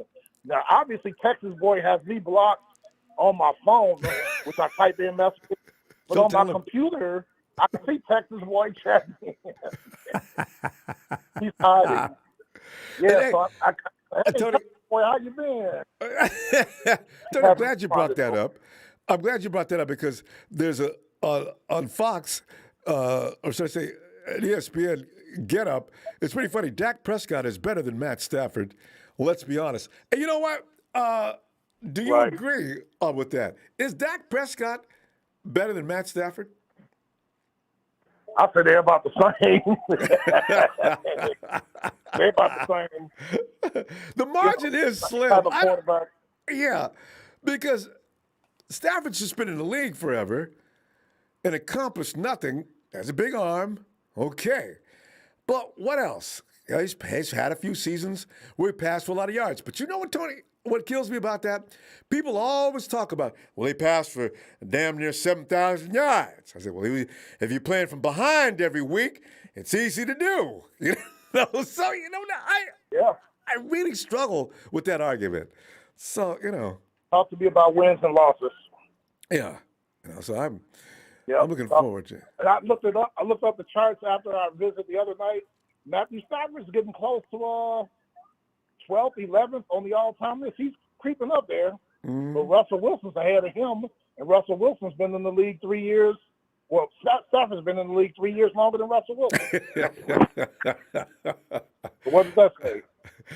It says, you need to look at stats carefully and look at the whole situation, because Jameis Winston, didn't he set a new record here in Tampa Bay before they put him out? Not only for INTs. Oh, famous. But yeah. famous Jameis. Hey, Ronbo, it's funny you say that. When he set that record, the last game of the season, it was his last game in Tampa. It was against us. And we went to overtime. We came back and tried to went to overtime. The first play in overtime, our all-pro middle linebacker, Deion Jones, baited him. Pick 6 with that 30th interception. Over. He had this dumb look on his face, Jameis. I was on the floor in tears laughing. It was like a deer in headlights look. He got some glasses. He had 35, 30 interceptions. God. That's the record. Well, I wonder if the glasses are going to help him. I mean, I don't know if Peyton is going to take him seriously down there, because I don't know if he's starting or not, but, it's hilarious stuff. All right, because Jameis has got an arm. Because I don't know if you remember, I'm a Florida State fan. He's got an arm, but he throws. He reminds me of the great Dan Fouts from years ago. Yeah. Dan Fouts, who threw a lot of touchdowns, but Dan Fouts threw a lot of interceptions. That's what he reminds me of. Hey, Brett Favre. Not saying Jameis is going to be a Hall of Famer like that. But. No. Famous says not go get into the Hall. No. I mean, unless something real dramatic happens between now and the end of his career. But otherwise, no. No. And but, also, Ronbo. Go ahead. Go ahead, sir. No, I was just going to ask you about you hit on that, but before you say goodbye, Justin Herbert next year was actually, Mahomes has been warned, watch out for Justin Herbert next year. Patrick's answer, I'll see it when I believe it. Oh yeah, he's the real deal. I like that kid in college. He get them some more players around him, man. Yeah. He's got receivers. I'm talking about the total team. Around him, Herbert's the real deal. I like that kid. I like that kid a lot. Anybody? But speaking of in that division, this Larry Hoover guy, he's talking about his Raiders. Vegas. John Gruden, that 10-year contract. I might type something in there. Hey, ask him, how come in 5 of those 10 years no playoff appearance? What is that Gruden does when he's talking to his troops? Knock on wood. If you hear me or what? What does he say? Knock on wood. If you something. I was getting a kick out of that years. I said, John, what are you guys are drafting strange players. I'll never get over the Cleveland Farrell thing with all that talent that was on the board. And now you guys haven't scratched the playoffs, and you still look like you're in rebuild every year. I wonder how long the owner's going to do this. Lost a couple of air linemen too, like Rodney Hudson, the center, just like the Rams. Lost a couple of linemen. Yeah. You know as well as I do linemen. I mean, Ronbo, when you lose those linemen, man, that hurts. Badly. Those offensive linemen, they're the key to the offense. You're not going anywhere without them. People can blame the quarterback all they want to. If he's got no offensive line, Patrick Mahomes can testify to that. They had him on his horse all Super Bowl game long. Why? He had no protection out there. I don't care how good you are. You got an offensive line, you are going to get a beat down. That's it. Bottom line, it's over. Yep. So. Yep, your running back can't hit the holes because there's no holes to be there if you don't have the line. Tony, it's always fun. Let's get together Wednesday. I'll be looking for you.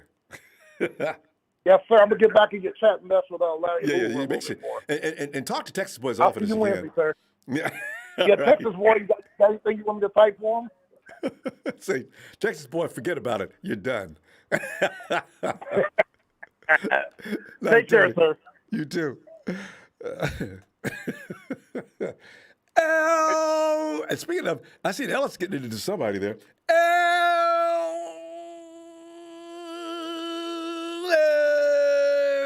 Ellis, get on in there, man.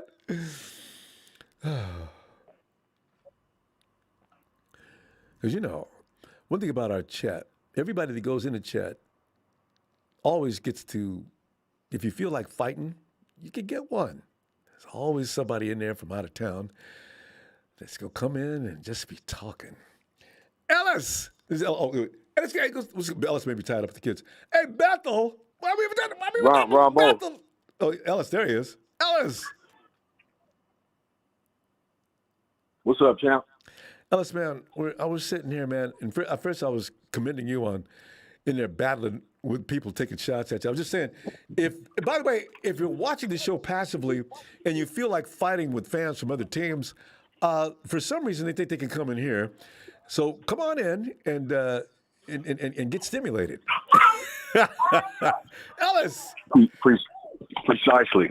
Yeah. Precisely. Ellis, we're talking man. about Dub tonight in that interview he did with Grant. I'd heard about it after it happened, but I didn't realize it was so much fun. I enjoyed that interview so much. Even the crisscross between the things that motivated J-Dub from Grant and Grant talking to McVay. Did you see the interview? Yes, I did. What was your take on that? Hilarious. What'd you think? Well, Jimmy was just able to really be comfortable and be himself. I think he's been, kind of I think guys like Jimmy don't usually like to draw too much attention to themselves.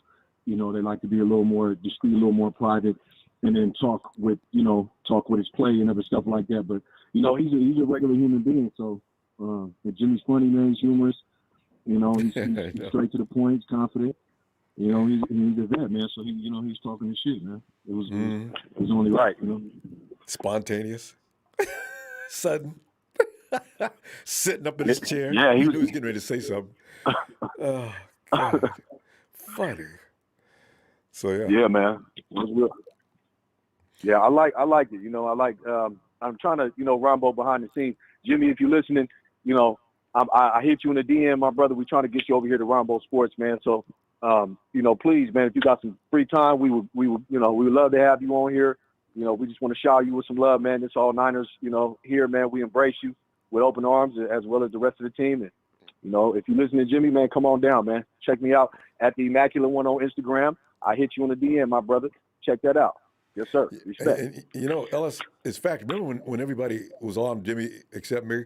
I used to post him up on Instagram just to draw, you know how I do. I love to draw attention when people get mad, especially haters.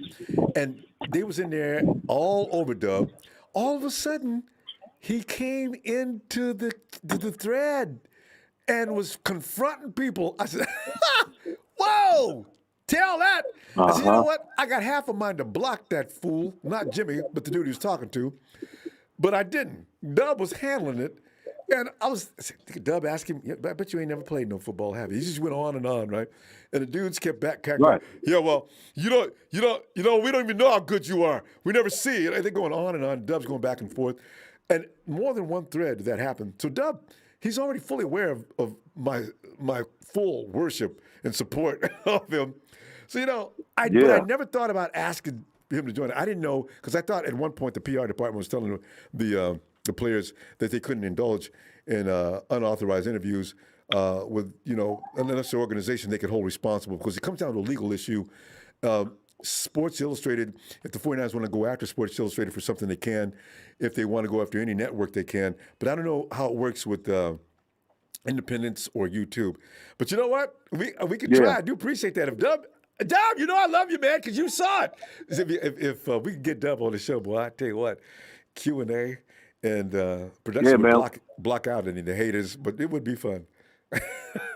Yeah, definitely, Ronbo. And, you well deserved of it. I feel like we need to try to make this a regular thing. Some of the guys, like myself and the other guys, want to, kind of take their shot and, just, approach, hit them on the DM or try and contact them and try and bring them to the Ronbo Sports Show, man. This is a family show and it's all Niners, man. It's Niner for life here. So it's only right, that the guys be able to come through. But that was something that I did think about was the restrictions with media. And, contractually, is there only certain outlets he's able to talk to? But it's like, if he can go talk to Grant and Grant's, the main one stirring the pot, then it shouldn't really be no issue, you know what I mean, with you, because this is a family show. We're talking about number positive things and you're going to go through your, But, yeah, man, so, well, hopefully we can get that going. But anyway, Brother Rombo, I'm always trying to plug you and put some, I really appreciate that, the love, man. I can see your sincerity in that, too. Appreciate you, fam. You know it. Thank you so much. Yes, sir. Always, man. So what we have for tonight, though, man? I know we got a little. We're talking about that interview and some of the highlights that really got to you, because Dub was on it, and I had no idea. Dub is a little bit how can I put it? He's a little bit conceited, and I enjoyed that. Yeah, confident. I like to call it confident. Yes. I like to call it confident, man, because sometimes people say conceited when you're just a confident person. If I look like I'm the shit, that's not my fault. I'm not saying that. That's what you see me as. So don't say that I'm conceited. Just, you know what I mean? It's not, and I'm not being literal, but I'm just, using it as an example, because it's like some people will look at you and say, oh, he's arrogant.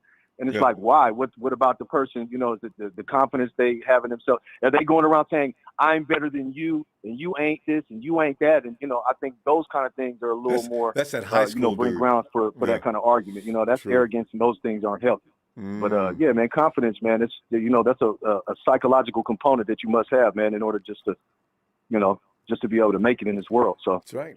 He's being who the hell he knows to be, and which is himself. I love it. Anyway. Agreed. Yes, sir. Fully agree.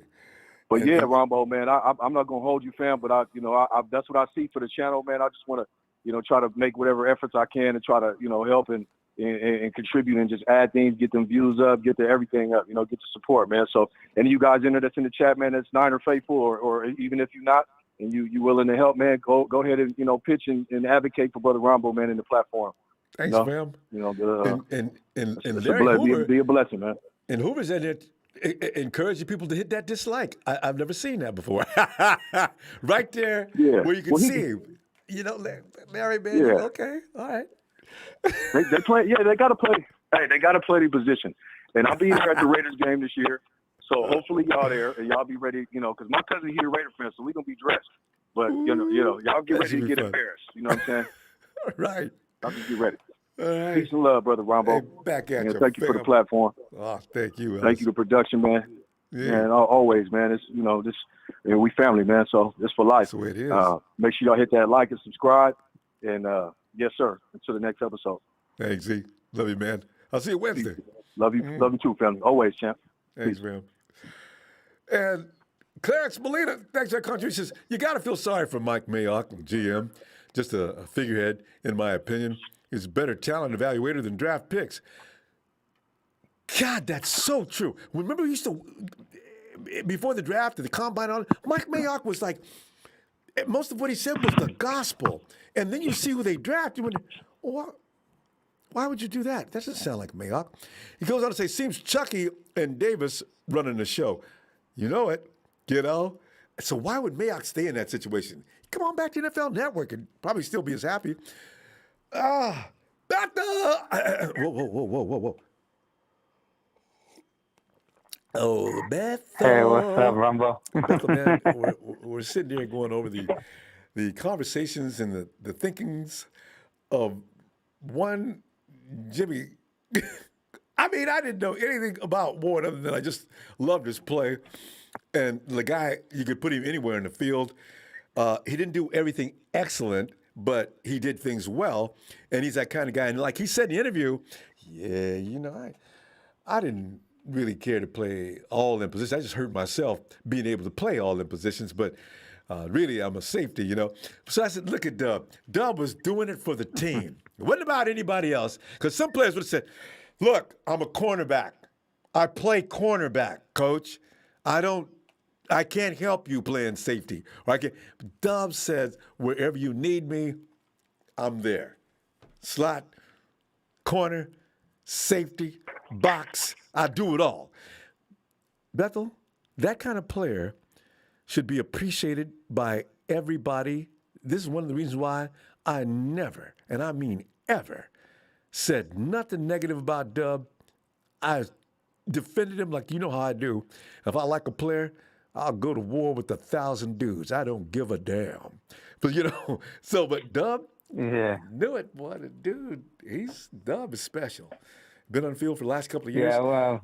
But did you see one that thing interview? that I know about that about Grant Combs is that he used to be a 49er fan, but once he got in the reporting and all that, he stopped being a fan because he didn't want to be partial to one be team. Where what he's doing, he don't want to be biased, or he didn't want to be, or say he got wrongs with a certain player in the Niners, and then hate him and talk bad about him.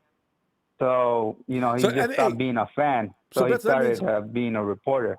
I mean, okay, that's since he started with Sports Illustrated, then, right? Yeah.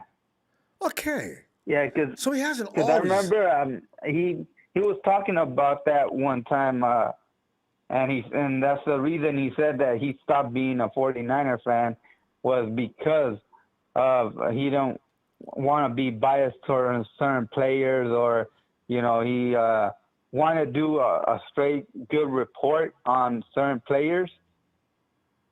And if he likes the team, then he's not gonna put what he wants to put on there. So he explained that. Okay. So that's why I guess. Bethel, could you do that? Yeah. I mean, if you got a job all of a sudden, I said, listen, we want you to represent this area, but we want you to talk all sports. We don't necessarily want you to be leaning heavily in showing any favoritism toward any particular team. Can you do that for us? Bethel, as a 49er fan, they could say, we're going to give you $1.5 million a year just to cover the 49ers. Cover the 49ers, also the hockey teams, the NBA. But what you need to do is not show so much bias, so all fans can take what you say as being professional and not leaning in favoritism toward any one unit. How do you do that? Can you see it? It'll be hard for certain people. But, I guess because it runs in his family, so he had to do it. His dad, Lowell Kahn, yeah. Yeah, so, it's, and then another thing is where this is, for Rudy, look at our coach, look at what he did with all the injuries, look at what he did. And we had one of the top defense still. And look at Aaron Donald, what he got injured for, I think it was one game. Yeah. And they didn't win because he wasn't in the field. So they just lost one player, and that's it. Yeah. Game over. I forgot about that. So imagine if they lose them in the first game, how their defense is gonna look. They're gonna look like trash. They're gonna lose a lot of games because Donald is not in there. So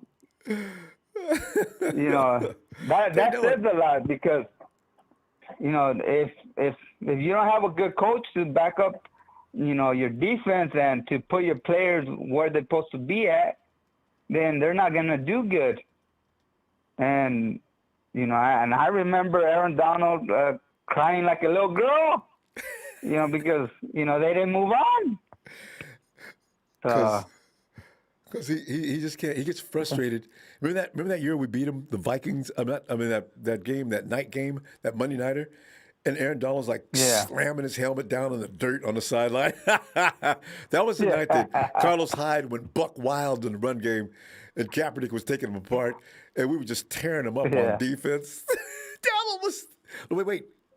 Yeah, no, was that a different season? No, that was Blaine Gabbert. It was the next year. We had back-to-back Monday Nighters. That's right.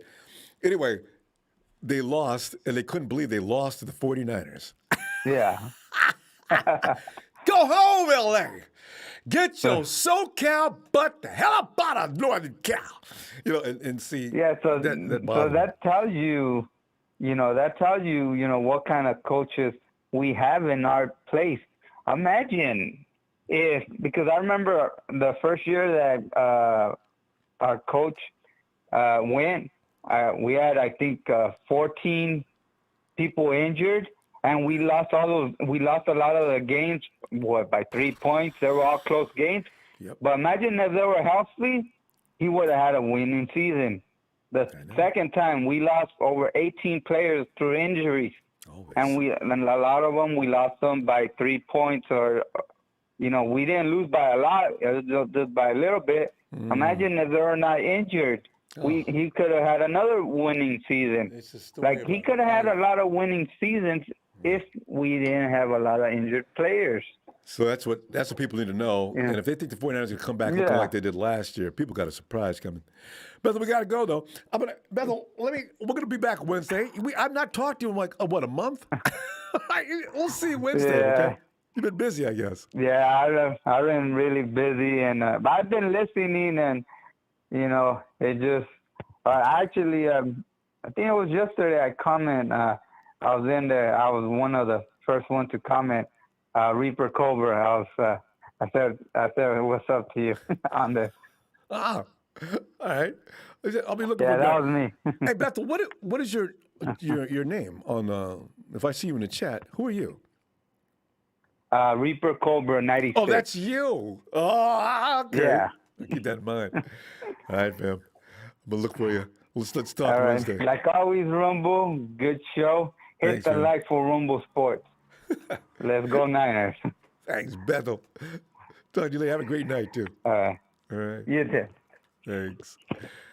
And Horace, thanks, Horace. He says, remember that commercial that Russell Wilson made when all the 49ers players were on skates and he was just running through the whole team in slow motion, and it took me forever to get over that. And Horace, you brought that up, and I'm mad again. I mean, he was, bounce, a bounce, skate. I said, who came up with this? Who came up with this commercial? Who did this? Find him, kill him. God, I was mad. But see, that's all right. Things have changed since then. It's okay. Hey, 707 area code. Oh, hey, Horace, thanks for the contribution. 707, hello. What up? Hey. Is this Ronbo? Yeah, who is this? This is Drew K. Drew Kerr. I used to write for SB Nation a while back. Fooch, James Brady, and then I was like third right there. Was that you in the chat? I'm not sure if you followed or not. Oh, okay, somebody said something about. Well, go ahead. Let me hear what you get. Go ahead. Continue. Yeah, Nice to yeah. meet you. No, so I heard a lot of Grant Cohn talk tonight. I heard, secondary talk, which is sort of what I wanted to address tonight. I had some Instagram stuff going on tonight, and I don't know why our secondary gets so much disrespect, but Jimmie Ward, I feel like he's not quite like Earl Thomas.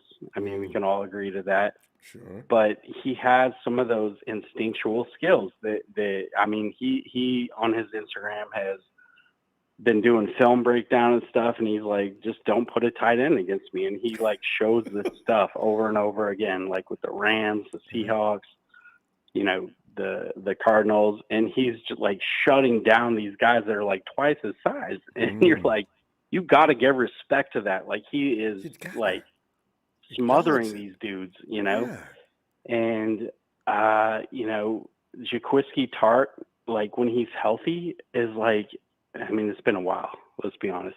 Like it's been a while since he's been healthy. He's not healthy now. That like toe is fully scary. healthy. Yeah. But like the guy's a dog, God, yes. And Verrett too. Everything just hinges on injuries, right? And we all know that. Like, yeah, unfortunately, Yeah, unfortunately, but like that is what it is, and it almost seems like a curse or something. It's like you can't get past that. But then you look at 2019, you're like one pass away from winning the Super Bowl. Jimmy just hit Emmanuel, just lob it up there, give him a shot. You know, It's but and if he had it to do again, you know, I mean, even you heard from Coach later says, you know, we've done that a million times, but on this day, it didn't happen.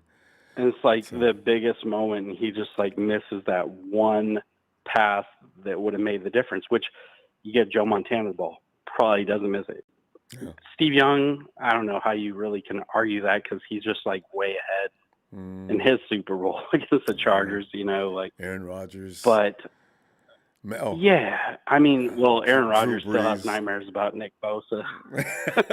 Let's be honest, that's probably why he's not coming back right now. I know he's still dreaming about Nick Bosa. Just he's terrorizing pretending his he's life. unhappy with the organization. Like, exactly. I don't know if that's even it. He's just still dreaming about Nick. He's like, oh, I can't do it, man. I'm gonna play golf in Lake Tahoe, like, you know. So, but I don't know. I mean, I'm going back to the secondary. It's like I feel like if Tart and Ward are healthy, we're good, right? Like our safeties aren't bad, and then we got the depth. We got the kid that looks like Palomalu coming out of USC. Forget his name. Tufanga. Is that it? Oh yeah. I love the way he lit up talking about him.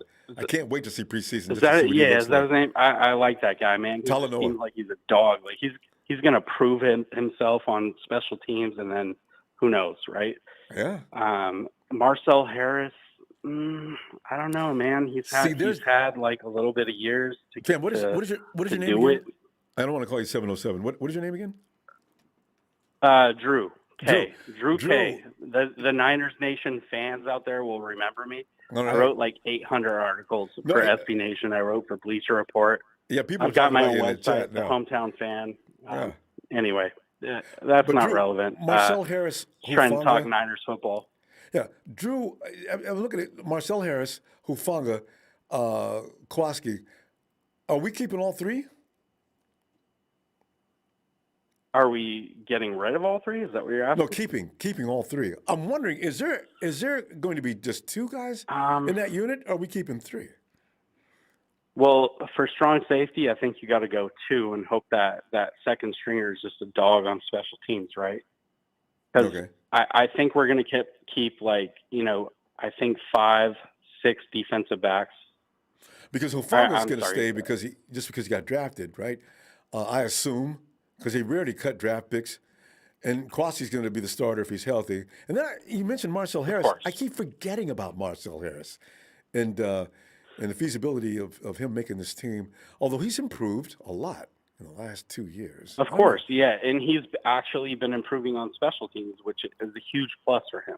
Yeah. But, you know, I kind of feel like that's the competition there, right? Like Harris and Hufanga. I think that's how you pronounce the name. And if he's listening, I'm sorry. Like, but that's it. the kid from USC, the one that's worked out with Troy Polamalu. That's it. I mean, he's a dog, right? Yeah. Like, and I feel like Marcel Harris is also a dog, and it's like that's going to be a very stiff competition in training camp. I think right there, just for backup strong safety. I think just Jaquiski Tart. I think we can like just assume he's going to be there, but you know, and Ward, of course. Travarius Moore is out, so free safety. They look good. Is going to be very interesting behind Jimmie Ward, right? Like who's behind him? That's the question. Who's going to play if Ward has, heaven forbid, who's going to back him up? Yeah, and so that's one of the things with solid defense. He wanted his safeties to be interchangeable. Sure, it's going to say the same with D'Amico, but you know, Drew, it's going to be Kowalski. Kowalski has that athleticism. He can play the center field spot. Remember that year? Yeah, he did it against Carolina. When he did that Odell catch like over his head. Yeah, so he has that range. But he's been so injured, so it's like, how durable is he? How much speed does he still have? Because Jimmy clearly still can keep up with a lot of people. He played corner. But you know, safety is not my concern. My concern, and I think a lot of Niners fans' concern, is corner, right? Because you have Verrett, but Verrett hasn't been. His first healthy season was last year, right? Yeah. Mm-hmm. He hasn't really done much outside of last year. So it's like, can he stay? If he can stay healthy this year, like Jimmy was like Steph Curry, busted his ankles up a bunch of times, and then got it together. But Verrett, I mean, these receivers out there. Think about the receivers nowadays. They're breaking ankles. Oh. So, but if he stays on the field, are we gonna rely on Ambry Thomas and Theo Lenore? Drew, when's the last time you seen a quarterback other than Lattimore come into the NFL and just adapt immediately? This is what worries you about them. Diamador, not yet. Drew, we're going to run out of time, though. Awesome talking to you. I'm sorry, man. No, it's okay. It's just I wanted to talk about corners like for the whole time, but I know. it's okay. About other things. It's what happens on the time constraints we have because we got a lot of people who want to say something. But I really appreciate you. Gotcha.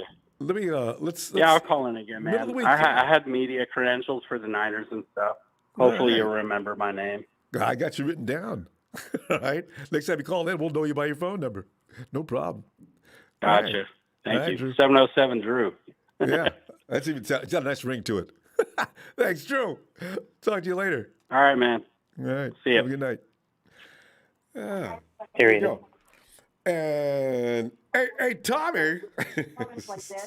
What's up? Tommy's taking a break off the. Your thumbnail's based on my question to Jimmie Ward, I think. Go ahead. What's that? Well, I said Jimmie Ward always plays well against the Lambs. Will this continue with Matt Stafford? And then he started to go on and on about how Stafford should have been better. I mean, are you going to blame the team, right? Yeah. Hey, I mean, you're going to blame the city? He addressed that, though, because Grant asked him that. You saw that interview, right? That's pretty funny. I didn't think about what he was saying. That's pretty funny. He says, well, he's still throwing to the same receivers. I says, Yep, exactly. I hadn't even thought about that. Jimmy says, okay, you can change the guy up there, but I'm back here seeing the same thing I've always seen. That's a good point. Yeah. And he said, Jared Goff took him to the Super Bowl. Well, I mean, maybe it wasn't him that took him. They had a running game and a good defense. So Gurley was on that team, right? Yeah. Gurley was hurt that year, though, Tommy. They had another running back. Remember that guy that runs like a bowling ball and kept taking Gurley off the field? They didn't re-sign him, but that dude worried me all the time. Oh, okay. I don't even remember him, though. Anderson? Something? Henderson? Was it Henderson? Henderson with an H? Well, he's on there now. Was he still? No, there's some other guy that played, I think he played for the Broncos. He had a great season with the Rams, backing Gurley up. And then McVay just stopped using Gurley for the most part and using that dude more often.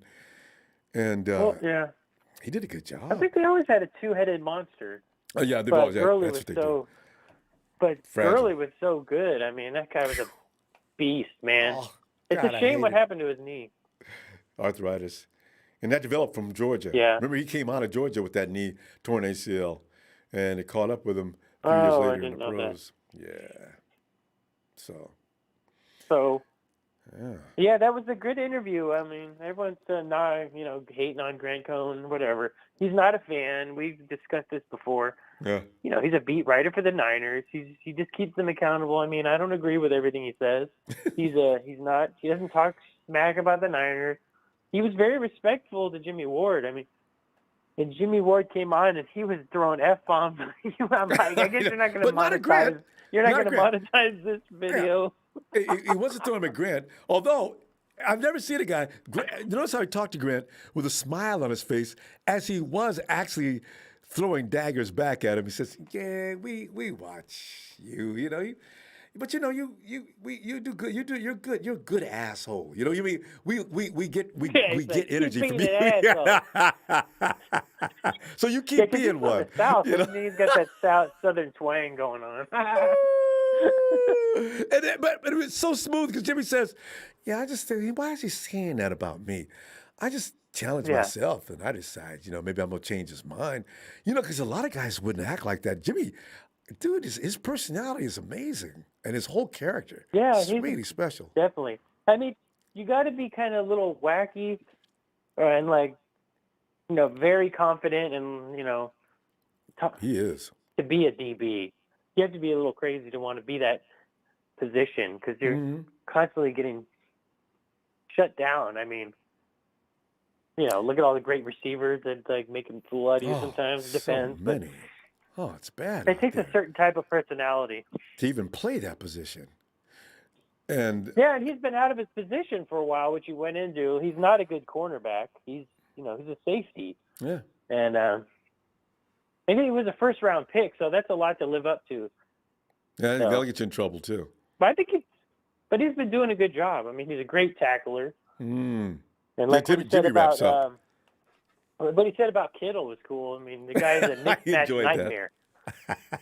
Which is and that's good to practice on because he's he can't get me on speed, of course, but if I try and tackle him high, he's going to run over me. He's gonna leverage me, and Jimmy knows. But you know what's really funny about that? Because I loved at the end of that all he says, if you can tackle George, I can deal with George. I can deal with anybody. Every time they say things like that, I think. Did you see the volleyball movie? I almost had to be sedated in that movie.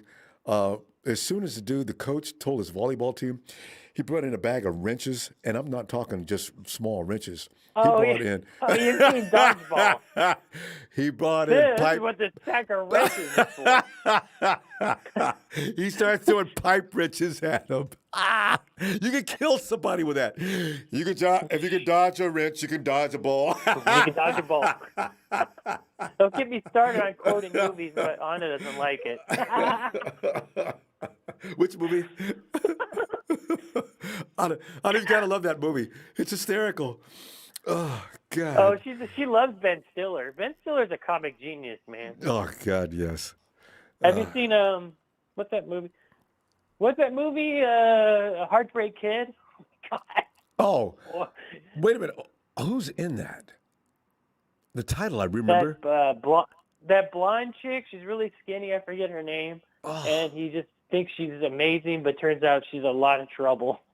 She's more than that. She's I gotta go get that later and see if I can see that. I remember. You got to check that out. Because everybody, I recommend it. Yeah. Oh God. But Tommy, what do you think? Is J-Dub issued a challenge that he may have bit off too much that he can chew? Or do you have every confidence that Dub is going to continue to educate McVay on why he should leave him alone? I know. He does. Why does he pick on him all the time? I would pick on a rookie, not someone who's. He's wouldn't you say Jimmy's he's a veteran now? Yeah. Yeah, definitely a veteran. Why pick on Jimmy? I would pick on somebody new. Yeah. But I'm not sure we're going to have any rookies in the DB section. Not unless somebody gets hurt. Williams gets injured, and then we have Avery Thomas in the slot. Maybe I don't know. Maybe, but I wonder if the Diamador may be better. Okay. Yeah. At that. We'll see. We got to see preseason. I don't know anything about these guys and what they look like up against hostile. We're done with practice when we play the preseason game, so we're going to see what these guys look like. But McVay is going to definitely want to pick on him now because he kind of put him on blast. So. He's a newbie. Oh, get him. So it's going to be funny. Jimmy is probably going to want to, but I don't know. We're going to find out because everybody now Jimmy's actually sold tickets. If they weren't going to be sold out in L.A., they will be now. Did we play the first game in L.A. and the second game at home? Because now I believe so. Yeah. See, because now it's like the WWE or any boxing match or anything else. Ward's saying, Sean, man, back up off me, man. Why do you keep coming at me? What do I need to do to gain some respect here? But you know what? Keep coming at me. Because you know what? The long as you do that, I can make more plays. And in the event that happens, I'm going to take you down. And I'm going to get paid. I love it. McGee even said that. and I can make some more plays and get paid. Yeah, and This like is I awesome. said, we have a good tandem with the strong and the two safeties. Yeah. Just like you're playing in a band. I mean, the continuity is very important. So Absolutely. these guys have been playing together since college, so they know how to work with each other. I mean, that's probably a reason why it didn't work out that well, because both of them weren't. Well, Jimmy got injured for a couple games, but Kowalski Chart was like the whole season. He was basically out. The Green Bay game, right? No. What was that? He took the toe out that night, and that's when I just threw my hands up in the air, because you know what, Tommy, we had went down through every week, averaging at least 1 to 2 injuries, right? And then that night, COVID took the whole team. Maddening. That everybody wasn't hurt, and we got 2 wide receivers, and everything else was just strange. And they insisted, the 49ers, get your butt out there, and you guys are going to play this game. We don't care if your coach has to play. You are scheduled for tonight. And I imagine they told him, if you don't play, we're going to forfeit you. Meanwhile, over in Baltimore, Ravens don't seem to be ready for the game this week. They're going to postpone that Ravens game for another. Whoa. Wow. Yeah, we got screwed this season. Man. Screwed, blued, and tattooed. That's just so we're going to come with a vengeance. This is going to be it's going to be the rehab tour for one, and then number 2, we're going to get even with everybody. I want to get even with Green Bay so bad. Oh, woo! They're not going to have Aaron Rodgers and everything. Tommy, is Aaron Rodgers going to finally show up to camp? What? You think Aaron Rodgers is going to finally show up to camp and stop clowning around? I'm not sure. I know, right? Hello, Ronbo. Hey, Anna. Sure. I still. Hello, Nala. Does Anna like Aaron Rodgers? Thank you for following me on Twitter. Thank you. It's my pleasure. I appreciate it. How are you doing this evening? I'm bothering you. And for Monday, it's a wonderful Monday, because it's it's the beginning before we go to another weekend. I like to look at it that way. Yeah, there you go. I like it. I like it. Is it toasty where you live? Toasty. Oh yeah, it's there's no place to hide from the heat now. Anna, the thing is, as long as you don't live near the forest area or where heavily wooded areas, it's scary now. Fires could take place at any moment, anywhere. And PG&E will be saying things like, "Well, maybe you should have built your house right there." What? You guys, your wires. Stop with the wires. Go underground. Yeah. This is a situation. Ronbo. Oh, Would you do me a favor, love? Sure. Would you please tell Tom to get off his bloody phone? He's on it 24/7. We love your show, but he needs to give it to He us. doesn't come on till later, so Your show's okay, but typically he's on the phone 24/7. Well, I got to keep Grant Cohen accountable. Like an addiction. Tommy.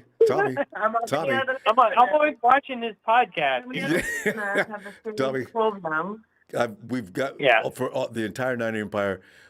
On behalf of the Niner Empire, would you please give the wonderful wife you have some attention? Tommy, come on, Tom. What are you doing? You can't be on a phone 24/7. Are you serious right now? Cut it out, Tommy. Terrible. God. Come on, Tommy. And we're going to be checking in next time, and we're going to ask Anna, has Tommy given you at least half the 24-hour period? Or Tommy, I don't know. You need to check in. Check Yes. in with me next week, All right. and I'll tell you whether or not. All right, Anna. We'll give him a few days. Wednesday, he's got to wean. It's like an addiction. He's got to come down slowly, and then this time next week. All right. There you go, Tommy. Your assignment. Fingers crossed, Get love. better. Thank you. All right. Well, I'm probably taking too much time. There's probably some more callers. No, we're actually done. We're actually done, Tommy. You guys are so much Oh, fun. okay. Yeah, my best out of here. And Tommy, hang in there, babe. Because we love what you do on the chat. Tommy's like the enforcer. We got 5 enforcers, 1, 2, 3, 4, and 5 at least, that are consistently put hanging foot into the butts of them trolling Shout out. outsiders. Yes. Yes, and shout out to my fellow Warriors in the chat. Fable, 49er Empire, Ray Jr. Don't forget Jesus. There's so many of them. Yeah. Huh? Yeah. And forget Jesus. Anyway, He always thanks for mentions you. everyone picking on and Tony Wright, everyone picking on the Cowgirls fans, the Raiders fans, the Seahawks fans, and whatnot. Sorry. Have a great All night. right. We'll talk to you Wednesday. All right, fam. Night. All right, see you then. Yeah. Night. Night, Tony. It's always fun to get involved in, especially when you're just playing in domestic activities like that. Foul! Oh, let us part, but only for a little while, and get on back. Oh, Brian Culp had a question, and this is hilarious. Brian says, will Robbie G make the Pro Bowl? You know, Robbie, I thought he was going to make the Pro Bowl in 2019. He got beat out. Who was that? Robbie did not make the Pro Bowl that year, and Robbie was like straight money. So I have no idea. Kim, you're welcome, Kim. Thanks for hanging out, too. I have no idea how he lost that guy who won that year. I said, man, who out-kicked Robbie? Man, dude must have been, like, flawless the whole season, because that's what you had to do, because I think Robbie missed 2 kicks that year, maybe? Fam, as I say, I'll see you in just a little while. Fam, thanks for the contribution tonight. Always appreciated. And the likes. And somebody do a number on Larry Hoover for asking people to hit dislike. Larry, that was just mean. You know what? You come in here, and I know you enjoy hanging out with my folks, and you tell people to hit dislike. What kind of guy is that? Oh, God. I